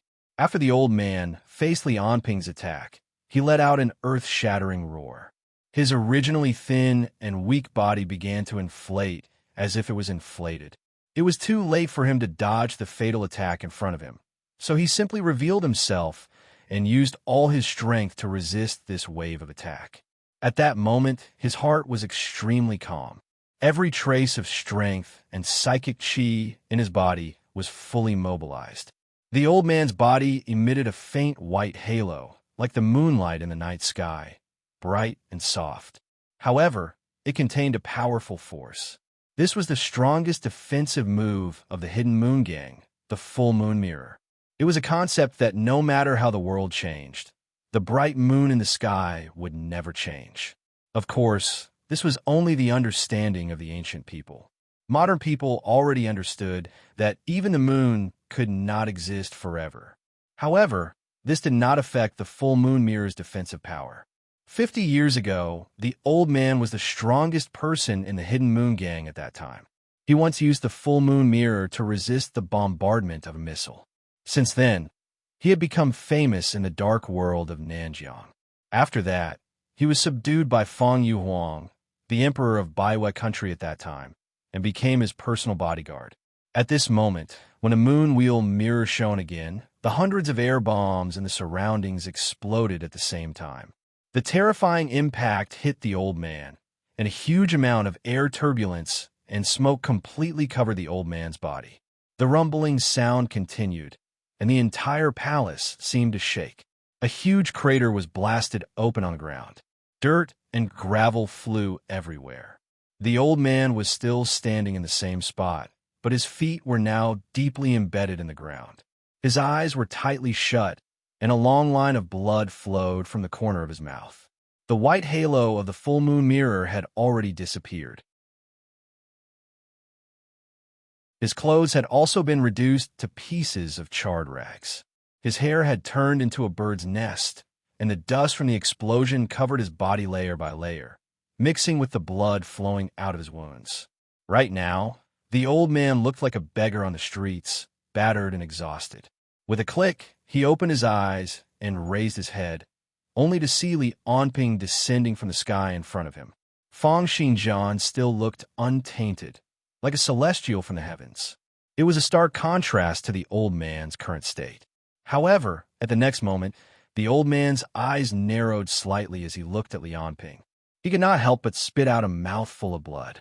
It turned out that there was still an apple-sized ball of air in Li Anping's right palm. It kept on spinning under the compression of power, swallowing and spitting out air. It seemed like it could be shot out at any moment. This made the old man who saw this vomit blood. Li Anping said calmly, "Fortunately, you didn't go far. If that explosion hadn't blown you out, I'm afraid I would have turned the entire 100 Moons Palace upside down." As he spoke, Li Anping's right hand clenched bit by bit. Under the pressure of the huge force, the ball of air in his hand emitted an ear-piercing sound like metal rubbing against each other. Seeing this, the old man's eyes narrowed even more. They were like needles, staring closely at the ball of air in Li Anping's hand. This ball of air was even more compressed than before. It was obvious that its power had increased by several folds. "Don't worry, this is no longer prepared for you." At this moment, Li Anping looked at the old man as if he was looking at a dead man. "Although you barely blocked my attack just now, your body is too heavily injured.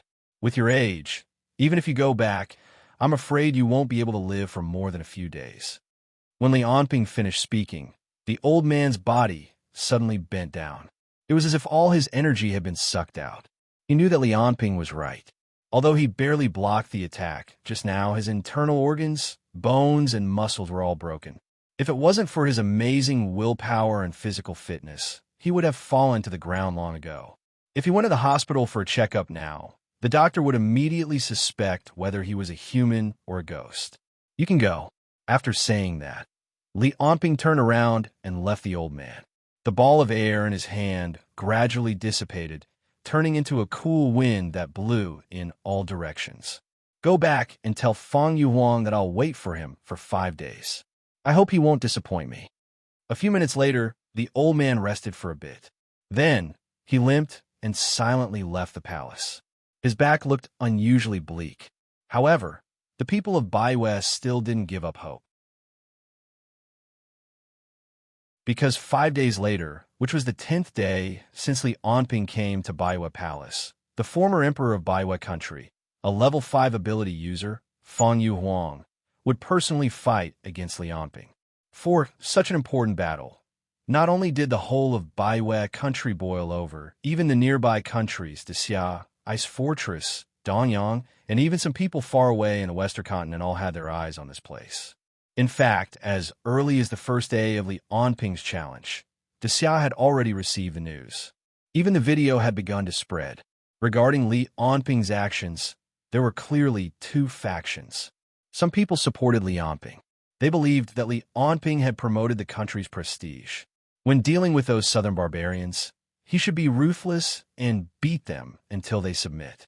There was also a group of people like Tian Haowen. They believed that Li Onping's actions were inhumane, too tyrannical, and didn't respect human rights. They believed that doing so would only provoke war and ethnic conflict. These two factions were clearly arguing fiercely on the internet. However, no matter which side it was, they all had one thing in common. That was, they were incomparably concerned about this battle between Li Onping and Fang Yuhuang. This was the first time that ordinary people saw a level 5 ability user fight after knowing about their abilities. Countless guesses, discussions, and information about Fang Yuhuang's past were all exposed. Many TV stations said that they would broadcast the situation on that day. Many online gambling sites even opened bets. Of course, most people bet on Li Onping. Clearly, his battle record of killing several level 5 ability users in Morocco was too frightening. The entire battle was like a grand festival for ordinary people who had nothing to do with it. And for ability users, this was definitely a great battle that couldn't be missed. Countless ability users who thirsted for power all rushed to Bayou Country's Chi City. Because the battle was set for 5 days later, there was ample time for those who wanted to come. For a moment, all the planes and trains to Chi City were full. Many local hotels were also booked. After all, it wasn't just ability users who wanted to watch this battle. There were also many ordinary people. They either worshipped Li Onping, were curious about ability users, or thirsted for power. There were also many scientists and researchers who didn't know about the existence of ability users. There were even some religious people who tried to fan the flames in Bayou City.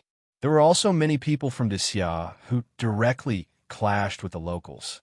However, most of the people who caused trouble were all arrested by the Bayou Country's Imperial Guards. At this moment, Yelu Mengxiang showed her strong hand. She managed to stabilize the overcrowded Chi City. In this boiling mood, everyone was looking forward to the battle in 5 days. Even the people from Bayou Country who wanted to challenge Li Onping were getting fewer and fewer. 1 day, 2 days, 3 days, 4 days, 5 days, the people who came to challenge Li Onping were getting fewer and fewer. When it was the day before the battle, no one came to the palace to attack Li Onping. Even the entire Chi City quieted down. It was like the calm before the storm. Everyone held their breath and quietly waited for the arrival of the battle. The people of Bayou Country were looking forward to Fang Yuhuang killing Li Onping and restoring the prestige of Bayou Country. The foreigners who came, especially the people from Xia, thought that Li Onping would definitely win. The key was to see how exciting the battle between the two top masters would be. Finally, the sun rose in the sky on the day of the battle. In the depths of the palace, Fang Yong typed a line of words on the computer screen in front of him. "Is everything ready? Your Highness, everything is ready. We're just waiting for Li Onping to arrive." Seeing this sentence, Fang Yong laughed. His expression was ferocious and his eyes were full of hatred. He wanted to laugh, but he was afraid that Li Onping would hear his laughter and arouse suspicion. He could only try his best to hold it in. He could only shout in his heart, "Li Onping, you asked for it. This time I will cut you into pieces. Brother, father, today I will avenge all of you. And Yelu Mengxiang, Fang Yuelin, you traitors. When I become the ruler of Bayou Country, you will all die."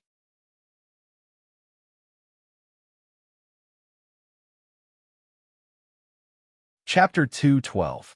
Li Onping stood in the square of the royal palace, looking up at the rising sun in the sky.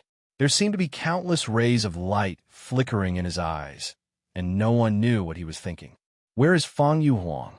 When Li Onping finished speaking, Yelu Mengxiang, who was standing behind him, said softly, "Imperial Grandfather is waiting for you in a barren desert about 100 kilometers to the north. There are no residents nearby. After all, the destructive power of your battle is too shocking, so he chose such a remote place. It's fine if it's a bit far. Li Onping didn't look back. His eyes were still looking at the sun and the sky, as if the upcoming battle wasn't as attractive as the rising sun in front of him. Is the live broadcast ready? Yilu Mengxiang hesitated, then said, Grandpa doesn't want to be broadcast. He doesn't want others to know about his ability. I understand. If any of his abilities can be prepared in advance and targeted, then it's normal for him to want to do this. Yilu Mengxiang said happily, You agree? The live broadcast is still necessary. Tell the TV station to get ready. There's no need for people to go. Hurry up and prepare the unmanned cameras. Li Onping's tone was like an order to a subordinate, direct and irresistible. Yilu Mengxiang was angry, but there was nothing she could do. She could only argue, Sir, why are you so insistent on the live broadcast? As long as the results of the battle are announced to the public, it won't affect the result. And as an ability user, you don't want everyone to know about your ability, do you? If they want to know, then let them. The live broadcast must be carried out. Li Onping raised his right hand and grabbed at the sun in the sky. He clenched his fist tightly, as if he wanted to hold the entire sun in his hand. Only the live broadcast can let them know about my power and spread my fear. Those politicians, aristocratic families, villains, murderers, I want them to tremble under my power, so they won't dare to pull the trigger, so they won't dare to bully the kind. I want them all to crawl in my shadow, trembling in fear, so they won't dare to do evil again. Yilu Mengxiang clenched her teeth. Including making them join your pan-continent alliance in fear? Yes, Li Onping said with a smile. This world has been decaying for too long. It's time for a change. Even if billions of people die, Li Onping turned his head, looked at the pale-faced Yilu Mengxiang and said, These 10 days are the deadline I gave you in Baiwei. If I defeat Empress Fang Yu today, you can only join the Pan-Continent Alliance. At this point, Li Onping turned around again. Facing the sunlight from the sky, he ordered, Tell Fang Yu Huang that there's no need to keep the dead a secret. I will record today's battle and only release it after he dies. Of course, if he can kill me, he can choose to destroy the video forever. The sunlight shone on Li Onping's body, as if it wanted to turn his entire body into a golden color. However, behind that light, Yilu Mengxiang was shrouded in Li Onping's shadow. She looked at the young man in front of her, saying those insufferably arrogant and conceited words. Her eyes were dazed for a moment, but also revealed a very complicated expression. What a lunatic! In front of the tarmac, Li Onping was giving orders to Scorpion and the others. When the time comes, save the video first. When I come back, spread it. Scorpion asked, Sir, don't you need us to go with you? Li Onping shook his head. No need. Fang Yu Huang is a level 5 ability user. Although I don't know what ability he used to break through to level 5, once the battle starts, I won't be able to protect you all the time. It's our incompetence. Scorpion said sadly. Level 5 ability users aren't that easy to break through. Li Onping sighed. Even if it was him, if he wanted to break through to level 5 now, it would be very difficult, not to mention the normal ability users under him. If the Xia Dragonfinch had 17 or 18 level 5 ability users now, he wouldn't have to do so much. Scorpion then carefully asked, Recently, there have been many people coming in and out of the White Moon Palace, especially those princes. I'm afraid they don't want to be left out. It doesn't matter. Let's talk about it after I kill Fang Yu Huang. Li Onping asked, How are the preparations in Tianjing? Sir Lu Sheng has already selected 100 Dragon Sparrow Guards. They can arrive at any time.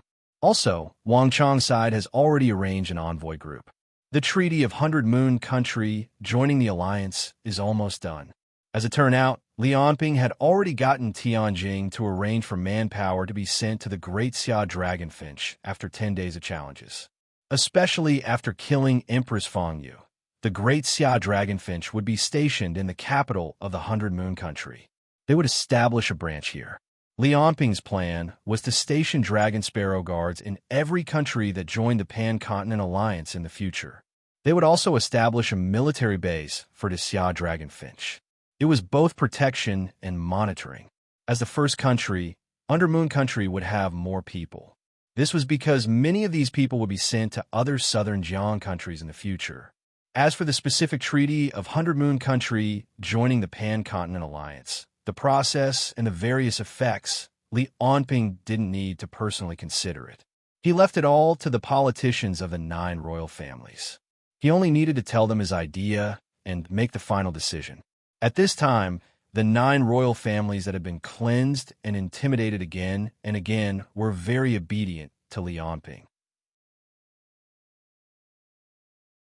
In the end, Li Onping and Scorpion talked about some arrangements after the duel, then boarded the military helicopter arranged by Hundred Moon Country and left. This military helicopter would take him to Fang Yuhuang's current location. The news of Li Onping leaving Qi City was kept very secret this time. The entire Qi City's people who came to watch the duel didn't know that the battle was about to start. In fact, they all had to wait until the victor was decided before they could see the video recording. Therefore, the people who came to Qi City to watch with their own eyes came in vain. After all, a level 5 ability user's combat power was too strong. Once he fought with Li Onping, just the aftermath alone was enough to destroy the city. It was really too dangerous to let too many ordinary people watch. Fang Yuhuang didn't want people to see his ability. Li Onping obviously didn't want too many unrelated people to die in this battle. And the higher-ups of Hundred Moon Country obviously didn't want the two sides to fight in Qi City or even the Imperial Palace and destroy the capital of Hundred Moon Country. A few days ago, Li Onping used a large cannon to blow up the Imperial Palace Square. This had already caused many of the higher-ups of Hundred Moon Country to be secretly dissatisfied. Therefore, in a situation where only a few people knew, Li Onping quietly boarded the helicopter, rushing towards the barren desert 100 kilometers away. That barren desert was originally desolate and uninhabited. Apart from the several hundred unmanned surveillance cameras that Hundred Moon Country had just set up under Li Onping's urging, there was nothing else, allowing the two people to fight to their heart's content.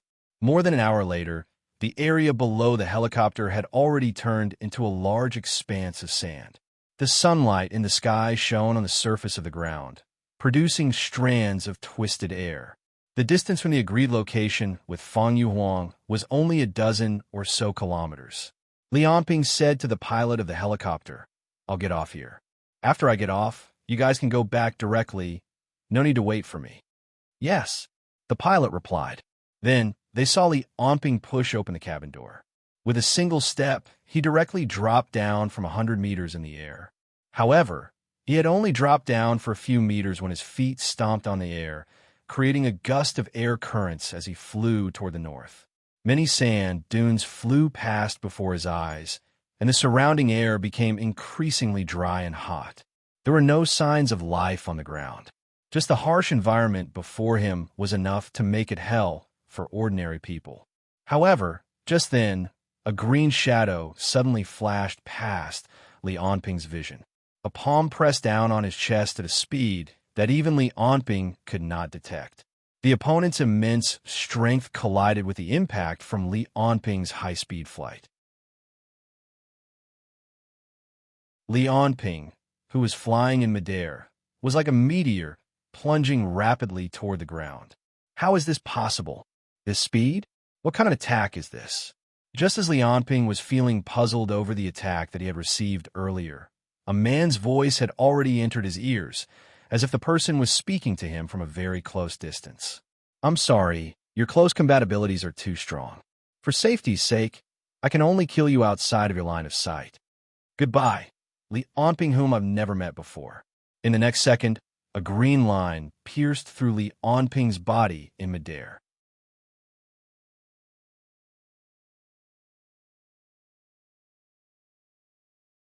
Chapter 213. Li Onping, who had been pierced through by the green line, gradually dissipated. That was just an afterimage left behind by his high-speed movement. As for his actual body, it had already appeared several hundred meters away in midair. Li Onping lifted his head and looked around. His surroundings were empty, and there was no longer any palm. The man who had spoken to him earlier was nowhere to be seen as well. According to what that man said, He attacked me outside of my line of sight. For now, I don't think he's lying. This means that this is a type of super long-range attack. Li Onping stood in midair without moving. However, the psychic qi in his body was emitted and swept out in all directions.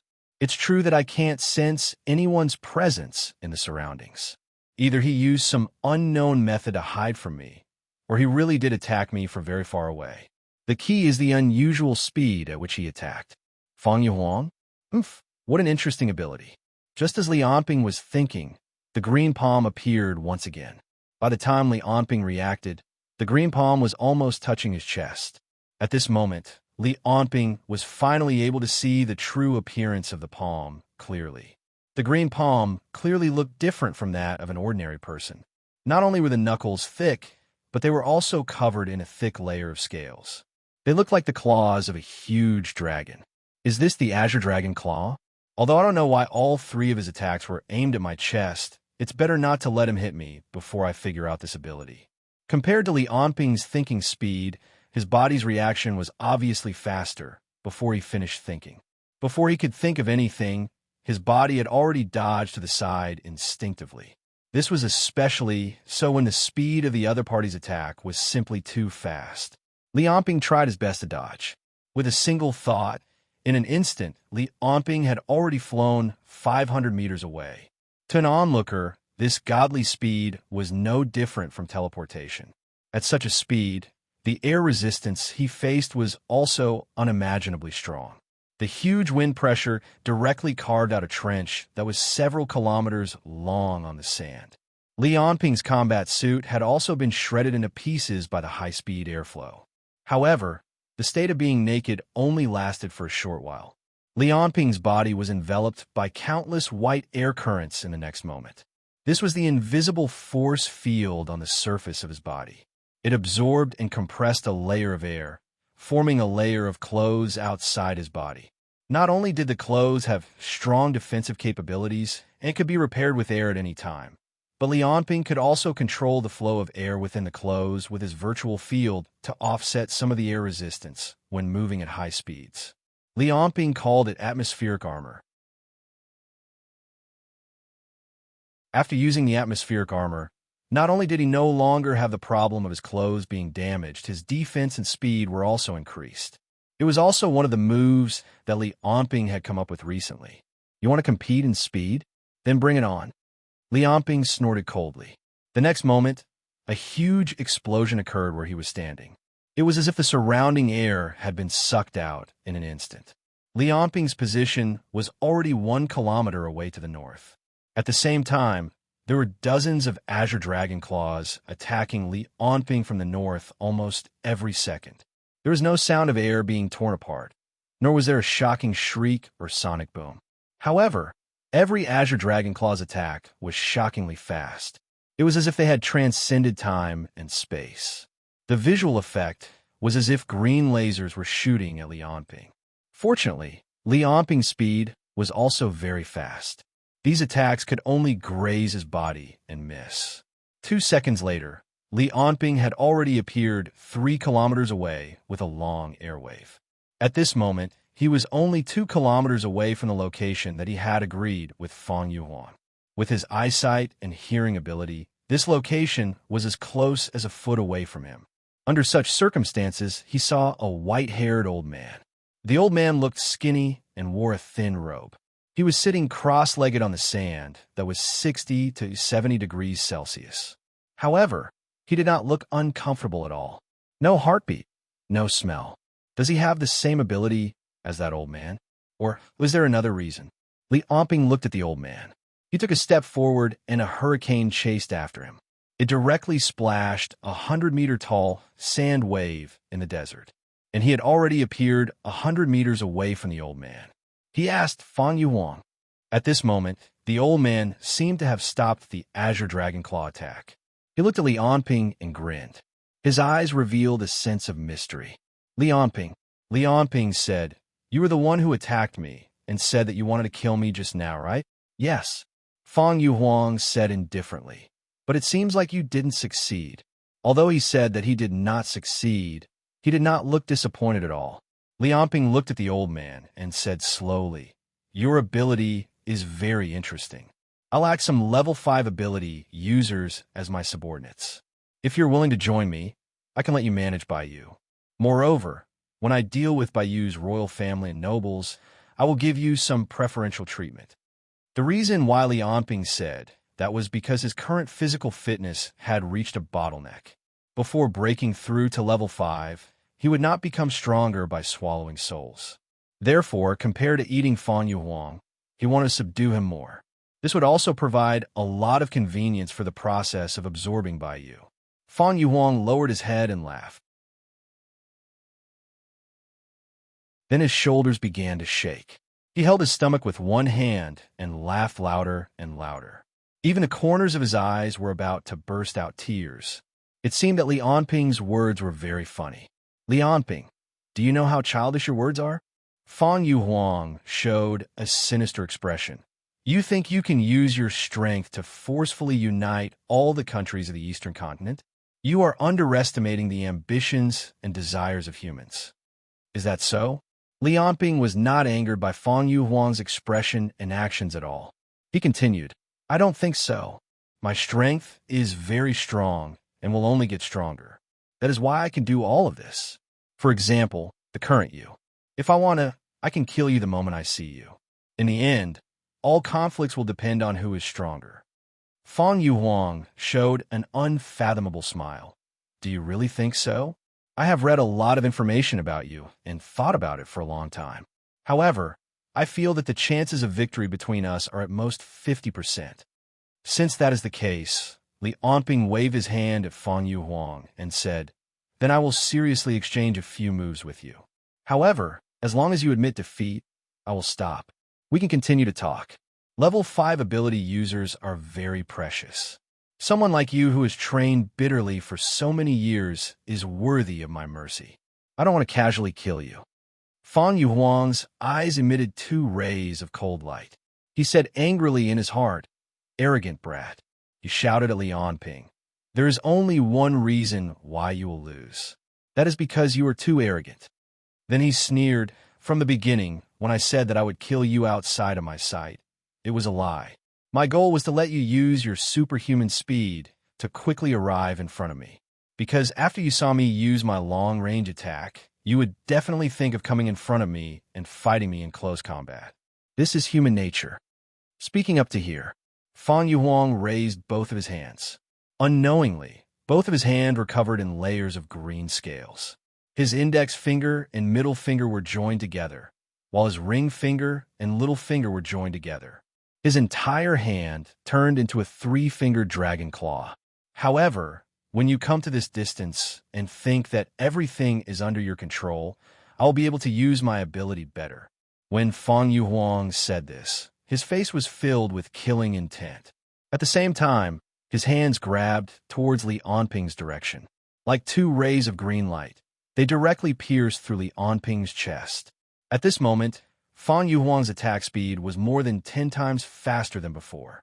Lianping's body was directly pierced through without any reaction. Seeing this, Fan Yuhuang smiled proudly and said, "The battle between ability users is a battle of deception and seeing through deception."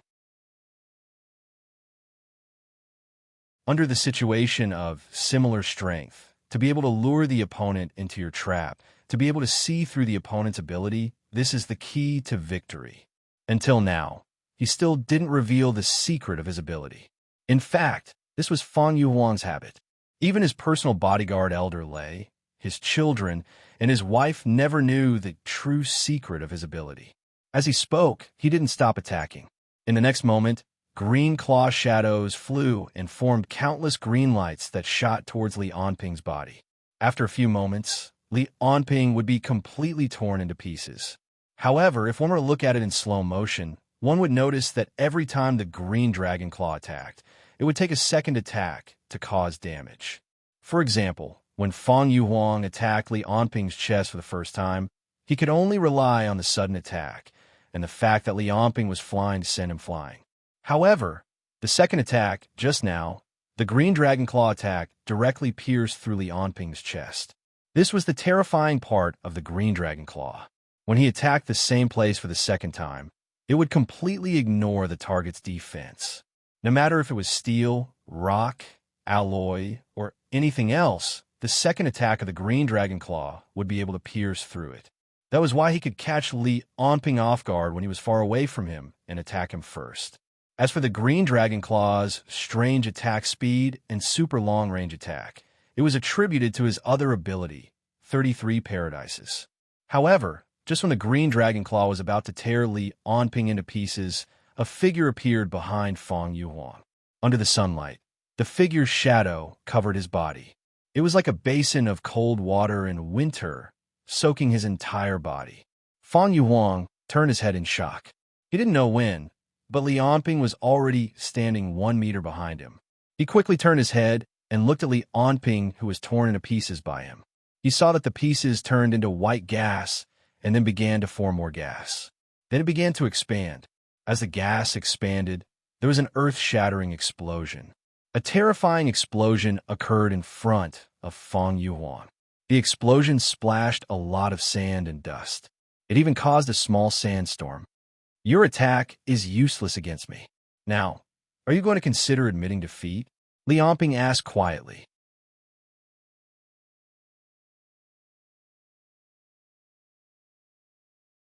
Chapter 214. Looking at Li Onping, who was right in front of him, Fang Yuhuang did not reveal any hint of panic. Instead, he said with a disgusted expression, "Your arrogance is really disgusting." However, he was extremely calm in his heart. He was seriously thinking about what had happened earlier. Was it an afterimage created by rapid movement? That's not right. The Azure Dragon Claw attack earlier wasn't an afterimage. Instead, it was the air that Li Onping controlled. Fang Yuhuang had read Li Onping's information before this. Moreover, the few times that Li Onping had fought in the palace, he had clearly paid close attention to it. Therefore, he already knew that Li Onping was able to control air currents through some unknown means. Was it dummy made from air currents? Just as Fang Yuhuang was thinking about this, he suddenly turned his gaze to the white air currents on the surface of Li Onping's body. So that's how it is. He made use of the water in the air to refract light. In order to increase the ratio of water, he probably not only used the surrounding air, but also breathed out a lot of air from his mouth. Then, he created a dummy and projected his own image onto it. Fang Yuhuang laughed coldly in his heart. It's similar to a mirage, but more advanced. Although Fang Yuhuang knew how Fang Yuhuang did it, he did not relax at all. It was because the first thing that came to his mind was whether Li Onping had thought of this move beforehand, or if he had come up with it in the few seconds that they were fighting. What he could not imagine was how Fang Yuhuang had managed to calculate such a complicated light refraction with the help of a human's brain and perform it perfectly. However, Fang Yuhuang knew that now was not the time to be thinking about this. Compared to how Fang Yuhuang had done it, he was more concerned about why Fang Yuhuang had done it. This mirage-like move can only fool the opponent visually. Therefore, he has a huge weakness, which is that he is unable to hide his voice, nor is he able to hide from the opponent's psychic chi scanning. Although Fang Yuhuang soon found the weakness of this move, he did not hear his opponent's voice, nor did he release his psychic chi to sense Li Onping's existence. It was not that he was unwilling, but he was unable to do so. The reason was his strongest ability, the 33 Paradises. 33 Paradises was an ability that could distort space. Space itself was an extremely sturdy thing. It was billions of times harder than diamonds in the natural world. However, space was not complete. The entire space of the world that humans lived in was made up of countless tiny fragments that were hard to see with the naked eye. The so-called people were actually constantly being divided. It was just that they couldn't feel it. The 33 Paradises was an ability that could change the distance between these spatial fragments. In terms of practical effects, it was divided into extension and reduction of distance. For example, reducing a distance of 1 meter to 2 meters, or reducing a distance of 2 meters to 1 meter. As for the growth of the 33 Paradises, as the name stated, there were a total of 33 levels. In the first grotto heaven, Fan Yuhuang was able to stretch 1 meter to 2 meters or shorten 1 meter to half a meter. When he reached the second grotto heaven, this number doubled. 1 meter could be stretched to 4 meters or shortened to a quarter of a meter. Every time a grotto heaven was added, the number would double. When Fan Yuhuang raised this powerful bloodline ability to the 25th paradise, he reached the 5th energy rank. He became one of the most powerful monsters in the world. It was also because he reached the 5th energy rank when he reached the 25th paradise. Therefore, Fan Yuhuang's thirst for power made him cultivate as if he was thirsty. He longed to see what level his power would reach after he reached the 33rd paradise. If it wasn't for Li Onping causing havoc in the 100 Moon Valley, he wouldn't even consider leaving the mountain before he reached the end of his cultivation. Now that he reached the 5th energy rank, he could increase a distance of 1 meter to the power of 2 meters to the power of 25 meters, which was about 33,500 kilometers. It could also be shortened to about 30 nanometers. The so-called so close yet world apart was nothing more than this. Therefore, when he attacked, he could reduce the distance between him and Li Onping by 1 meter and unleash an attack beyond the horizon. Therefore, although his speed wasn't fast, his fist could reach Li Onping from a few kilometers away. To his enemy, Fan Yuhuang's attack speed was ridiculously fast. It was unimaginably fast. Therefore, Fan Yuhuang's attack wouldn't cause a sonic boom, nor would it cause too much of a ripple in the air. However, the area of effect of the 33rd paradise was limited. The further the distance, the weaker the effect. Therefore, when Fan Yuhuang was 7 kilometers away from Li Onping, although the Azure Dragon Claw's attack speed was fast, it was still within the range that Li Onping could dodge. However, when Li Onping appeared in front of Fan Yuhuang, even Li Onping couldn't dodge the extreme speed that Fan Yuhuang obtained through spatial folding. The extreme distance created the extreme speed. This limit caused Fan Yuhuang to be unable to change the trajectory of his attack. This was because the distance after spatial folding was too short. However, everything had its pros and cons. When Li Onping arrived in front of Fan Yuhuang, not only could Fan Yuhuang use his Azure Dragon Claw to tear him apart, a distance of 100 meters was no different from a centimeter to Li Onping. Therefore, Fan Yuhuang knew that at this distance, any slight carelessness could cause him to be instantly killed. Therefore, he allowed the Azure Dragon Claw to land the first attack from a few kilometers away, so that when Li Onping got close to him, he could instantly kill him in the first wave of attack. However, he didn't expect Li Onping to come up with such a mirage-like method to dodge his attack. Even so, he wasn't worried at all. The 33rd paradise had already unleashed a 1-meter radius defensive circle around him. At this moment, the 1-meter distance had turned into a 33,000-kilometer mode, as if he was in another world. Fan Yuhuang didn't think that Li Onping had the ability to cross a 33,000-kilometer distance to attack him. In fact, he didn't think that there was any ability user in the world that could kill him from 30,000 kilometers away. However, this invincible defense was still lacking. This was because only light could cross this moat in 1/10 of a second. Sound couldn't, let alone psychic energy. Therefore, when Fan Yuhuang unleashed his strongest defense, he could only observe the outside world through his vision. He could only read other people's words through lip reading. Then, he carefully opened up a hole in the defensive circle to send out his voice. Therefore, when he was faced with the mirage created by Li Onping, he couldn't determine whether these illusions were real or fake. These things could only be done at the moment when he attacked. I didn't expect things to become so troublesome. When Fan Yuhuang realized this, the green claw shadow had once again turned into countless streams of light within a second, tearing Li Onping into pieces. However, all he could see were the expanding air currents and terrifying explosions.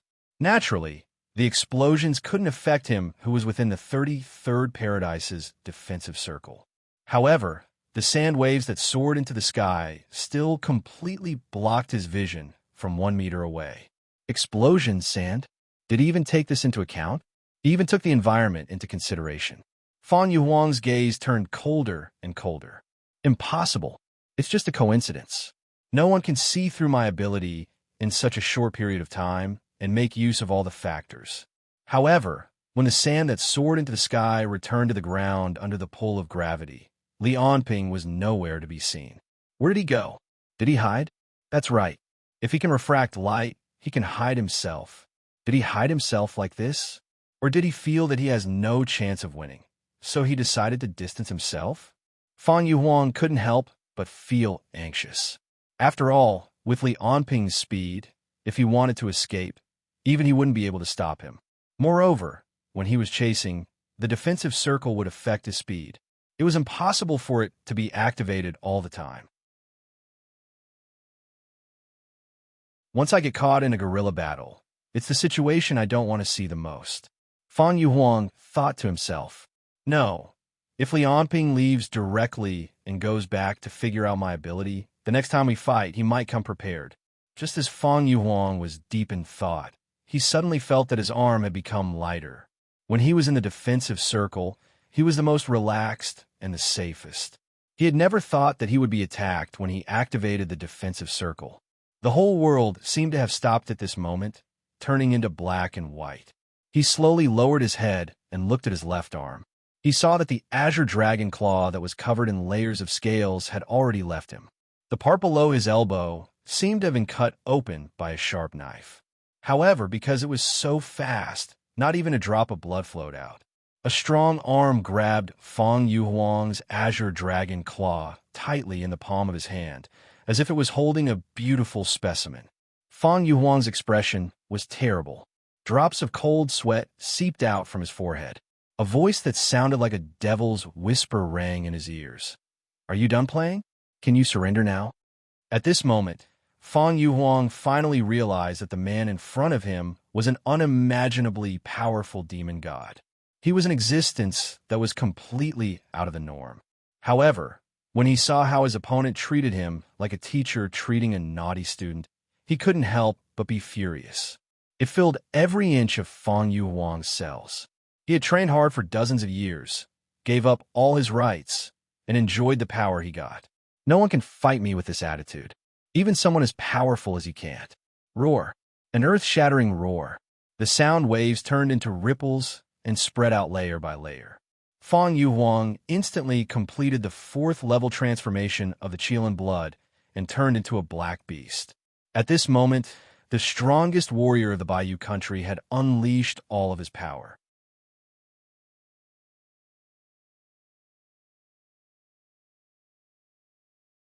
Chapter 215. After withdrawing the 33 Paradise's defensive circle, Fang Jade Emperor's violent psychic chi enveloped the surrounding hundreds of meters. He quickly confirmed that the one in front of him was Li Onping's real body. At that moment, he understood how powerful his opponent was and how strong he was. He also understood how Li Onping passed through the 33 Paradise's defensive circle. Because there was only one way. That was to pass through the defensive circle while withdrawing it. It sounded contradictory, but it made sense. Because every time Fang Jade Emperor attacked, he had to withdraw the 33,000 kilometers defensive circle. Because no matter how strong he was, he couldn't fold the space that was 33,000 kilometers away. Therefore, the ability of the 33 Paradises could only be used to attack or defend. Fang Jade Emperor originally thought that this was a weakness that wasn't considered weakness.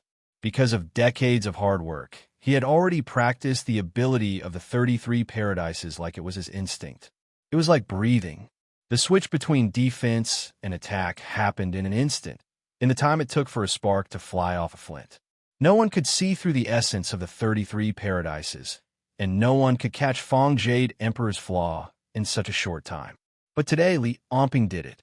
He seized that one and only moment, that one and only chance. Although Fang Jade Emperor was angry at his opponent's attitude, his carelessness, his strength, and his terrifying combat ability, he didn't give up. Because with the ability of the 33 Paradises, even if he couldn't kill Li Onping, as long as he wanted to escape, he believed that Li Onping wouldn't be able to catch him. At the next moment, the afterimage of the azure dragon claw covered Fang Jade Emperor's vision. relying on the Qilin blood's strong physique to push the Azure Dragon Claw. In addition to the extreme distance of the 33 Paradise's space folding, Fang Jade Emperor's attack speed had reached an unimaginable level. Li Onping was less than a meter away from Fang Jade Emperor. After folding, it was only 30 nanometers away to Fang Jade Emperor. How long would it take for the Azure Dragon Claw, which was close to the speed of sound, to reach a distance of 30 nanometers? It was a simple math problem, but Li Onping didn't have the time to calculate. His chest was hit by the Azure Dragon Claw.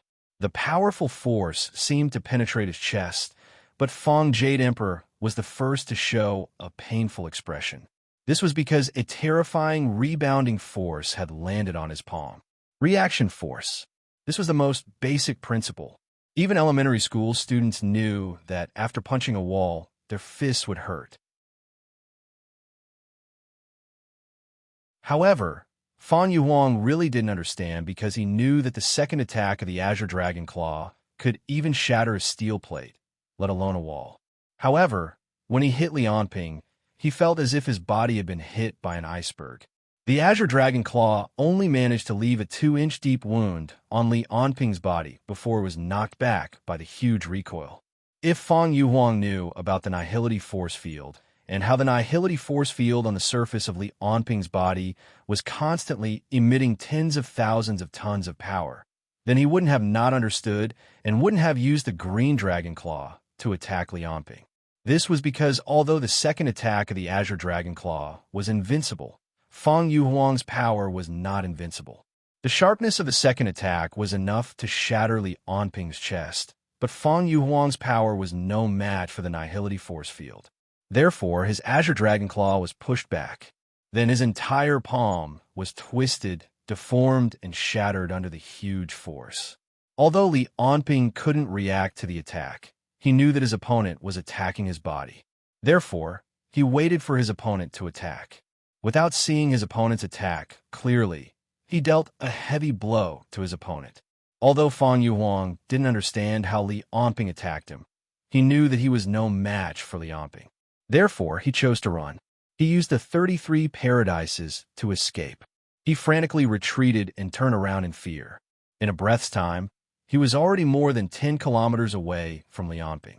Then, he hurriedly returned the folded space to its original state. He was afraid that Li Onping would follow his folded space and chase after him. However, Li Onping didn't chase after him. He didn't even move. He just watched Fang Yuhuang run away in fear and madness. It was as if he was watching a turtle in a jar, a clown who failed in his performance. Therefore, half a minute later, Fang Yuhuang changed his direction and increased the distance between them. Such an intense folded space quickly consumed his mental and physical strength. However, he clenched his teeth and continued to run, because only by living there were endless possibilities. He only stopped when he was a few hundred kilometers away from his original position. At this moment, his surroundings had turned into a forest. The desert had disappeared. Fang Yuhuang's forehead was filled with sweat. The sweat and hair stuck together, making him look extremely miserable. He had never used the 33 Paradises to travel such a long distance. The intense consumption made him unprecedentedly weak. The pain in his arms seemed to have been magnified countless times. He couldn't help but kneel on the ground. The spirit chi in his body was like a dried-up pond. There wasn't a single drop left. Although Fang Yuhuang was extremely weak and his body was extremely tired, he smiled. He smiled happily. Because after all, he survived. As long as he survived, he still had hope. What could make a person happier than escaping death? Therefore, Fang Yuhuang was smiling happily. He was like a child who had gotten his favorite toy. However, it was too early for him to smile, because a black arm was placed on his body. "You're not running anymore?" Hearing this familiar voice, Fang Yuhuang's expression changed drastically. However, he still turned his neck back inch by inch. It was as if his head weighed 1,000 pounds. Then, he looked at the demon-like figure. The black spirit chi incarnation was like a ghost. It came out from Fang Yuhuang's back and revealed its upper body. It was one of its hands that was placed on Fang Yuhuang's shoulder. Fan Yuhuang didn't know about the spirit Qi incarnation. However, he could tell that the voice was exactly the same as Li Anping's. Although I don't know the exact principles of the 33 paradises, as long as I stay on your body and fight close to you, it seems that you won't be able to defend or escape. Yes, because the spirit Qi incarnation was close to Fan Yuhuang's body, there was no distance for Fan Yuhuang to fold or stretch. Therefore, every time Fan Yuhuang folded the space and left, he would only bring the spirit Qi incarnation with him. When Li Anping chopped off one of Fan Yuhuang's green dragon claws, he had already hidden the spirit Qi incarnation on Fan Yuhuang's back. Therefore, before he escaped, Fan Yuhuang was already destined to lose. Therefore, Li Anping allowed him to escape. Fan Yuhuang smiled bitterly and sighed. Is it too late for me to admit defeat now? Yes. The spirit Qi incarnation transmitted Li Anping's voice. However, your ability is too troublesome. In terms of difficulty, it can be ranked in the top 5 among all the abilities I've encountered. Therefore, from today onwards, this spirit Qi incarnation of mine will stay in your body until the day you're no longer a threat, or until I can truly trust you. Fan Yuhuang smiled bitterly. He wanted to say something, but in the end, it turned into a long sigh. My difficulty level can only be ranked in the top 5? I wonder what kind of monster is ranked first. When Fan Yuhuang was forced to become Li Anping's subordinate, Li Anping's original body was still in the desert. The scene in front of him was the opportunity that Fan Yong had been dreaming of. His grandfather had escaped from the desert, and he didn't know how far away he was. In the entire desert, there was only one ability user, Li Anping. In addition, he had 5 days of preparation time and confirmed the location 5 days in advance. There were also some people with ulterior motives who helped him in the dark. Finally, Fan Yong had created the opportunity in front of him. When Fan Yong confirmed this fact through the satellite and live recordings, he smiled from the bottom of his heart. God is helping me. Grandfather has also left the attack range.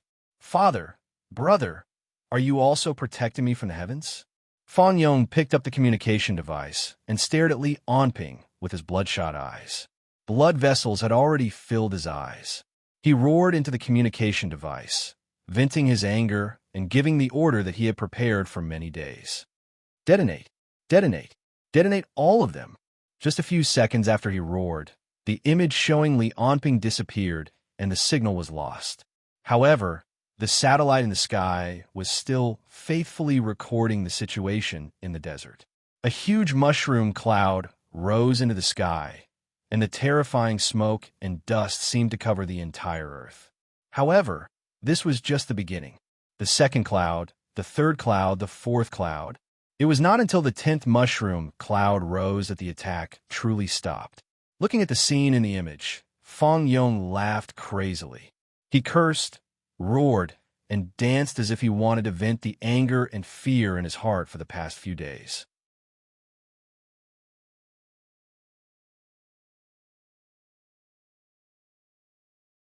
Chapter 216. Nuclear bombs referred to weapons that used explosive nuclear reactions to release tremendous energy to deal damage to the target. It was humanity's ultimate weapon. It possessed destructive power that most level 5 ability users couldn't compare to. This was one of modern society's greatest inventions. Because of its great power and side effects, the number of times nuclear weapons were used could be counted on one's fingers, always used as the final trump card of all countries. No one had ever used nuclear weapons to deal with a single person. When Li Anping, who was standing in the desert, felt the earth tremble, 8 nuclear bombs exploded one after another from all 4 directions, completely surrounding the area he was standing in. Tremendous energy instantly erupted, high temperature and high-pressure gases expanding intensely, producing hurricanes and pressure waves that passed through the air and earth, attacking Li Anping at the center with 400 meters per second. When Li Anping wanted to fly into the sky, it was already too late. It was because in the desert below his feet, there were also 2 nuclear bombs that exploded. The high-pressure shock waves directly crushed his body that was still standing on the ground, and then they were transmitted into the sky, all the way until they passed through the atmosphere. The powerful shock waves sent Li Onping flying into the sky. His sturdy body, together with the protection of the nihility force field, as well as his soul force's continuous recovery, prevented him from immediately turning into scattered ashes. However, the nuclear bombs didn't only have shock waves. The giant fireballs also completely swallowed Li Onping's body. Even though the fireballs produced by nuclear explosions only lasted for a few seconds, the temperature of the air they produced reached several 100,000 degrees, including X-rays, ultraviolet rays, infrared rays, and all types of other radiation. Everything would be instantly scorched and melted. A minute later, the flames and shock waves already gradually disappeared, the radioactive materials produced by the nuclear explosions starting to scatter into the earth and air. 10 nuclear bombs were detonated in the desert, the earth's great shaking so great that even Qilin City could feel it. Fang Yong already led several hundred Imperial clan elites and several thousand ancient ability users into the Imperial Palace. When the nuclear bombs were detonated, Fang Yong already had no path of retreat. In a situation where he didn't know if Li Onping was alive or dead, he would treat him as if he was already dead. He could only firmly believe that Li Onping already died under the high temperature and pressure of the nuclear explosions. There was too little time. Whether it was the source of the nuclear bomb, the people who detonated it, or the transportation channel, there were too many loopholes that could be pointed at him. At this moment, Fang Yong already had no way out. Therefore, he had to take control of the situation in the shortest time possible before anyone could react. They didn't have a chance to attack Fang Yong. The commanders of the Imperial Army in the Imperial Palace were controlled at the first moment. The entire defense of the city was unknowingly taken over by Fang Yong, or rather, the people left behind by Fang Lai in the past. When the news of Li Onping's death in the nuclear explosion reached their ears, Fang Yong had already become their hero. Fang Yong was a prince. Although he was not valued by his father when his two brothers were still alive, he was still a prince. After being in the 100 Moon Empire for so many years, he knew very well which departments were the most important in a country. He knew all too well what he had to control first if he wanted to rebel.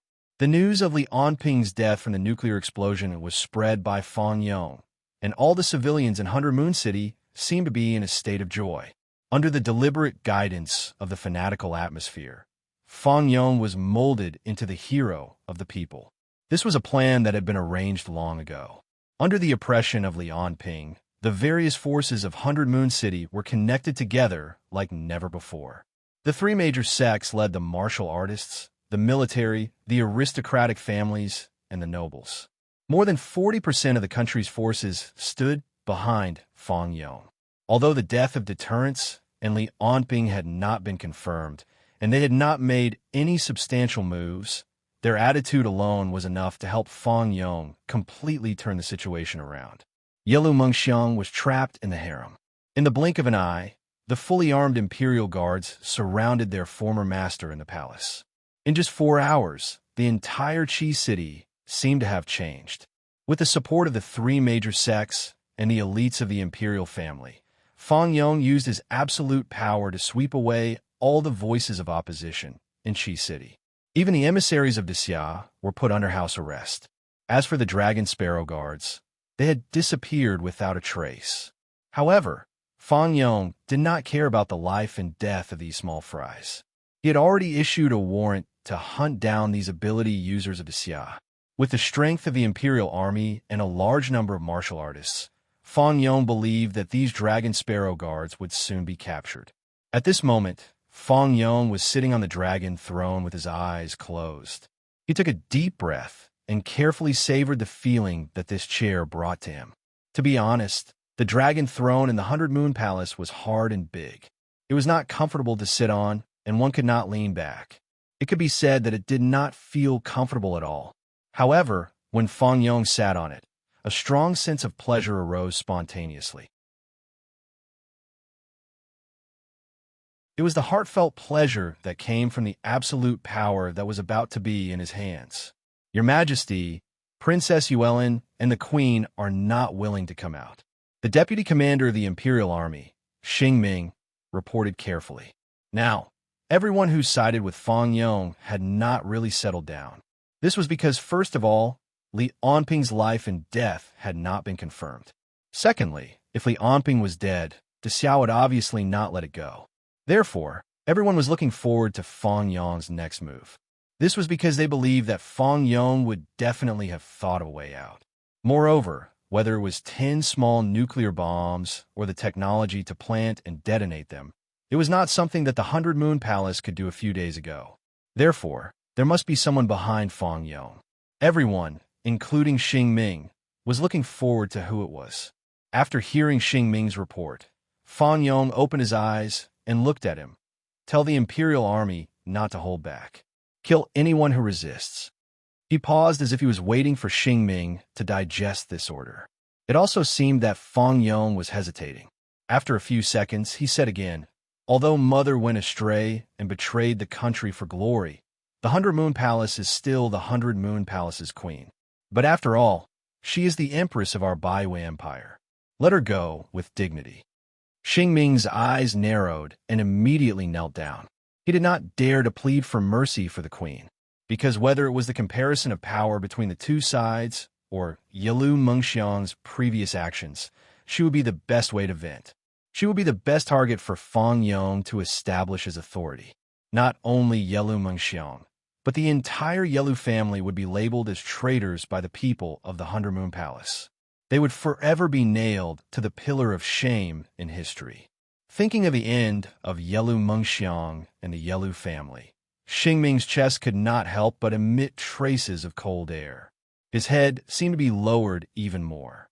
The Fang Yong in front of him, the seventh prince who had always done nothing in the eyes of the ministers and the people of the 100 Moon Country, today showed his claws and ruthlessness. It was shocking. He united the forces left by Fang Lai, allied with the 3 major sects, then detonated the nuclear bomb, forced the emperor to abdicate, and cleansed the power of the queen's faction. Each and every one of these were big moves. At this time, another deputy commander reported, Your Highness, the media people are all here. The press conference can begin. Fang Yong nodded and got up to leave the dragon throne. No matter how ruthless his methods were, no matter how good his arrangements were, the time was too short. The slaughter and turmoil brought about by Li Onping, and the chaos brought about by the political changes, all of these needed Fang Yong to smooth over. The press conference was a very good method. Fang Yong would announce Li Onping's death and the government's countermeasures for the next 100 months at the press conference.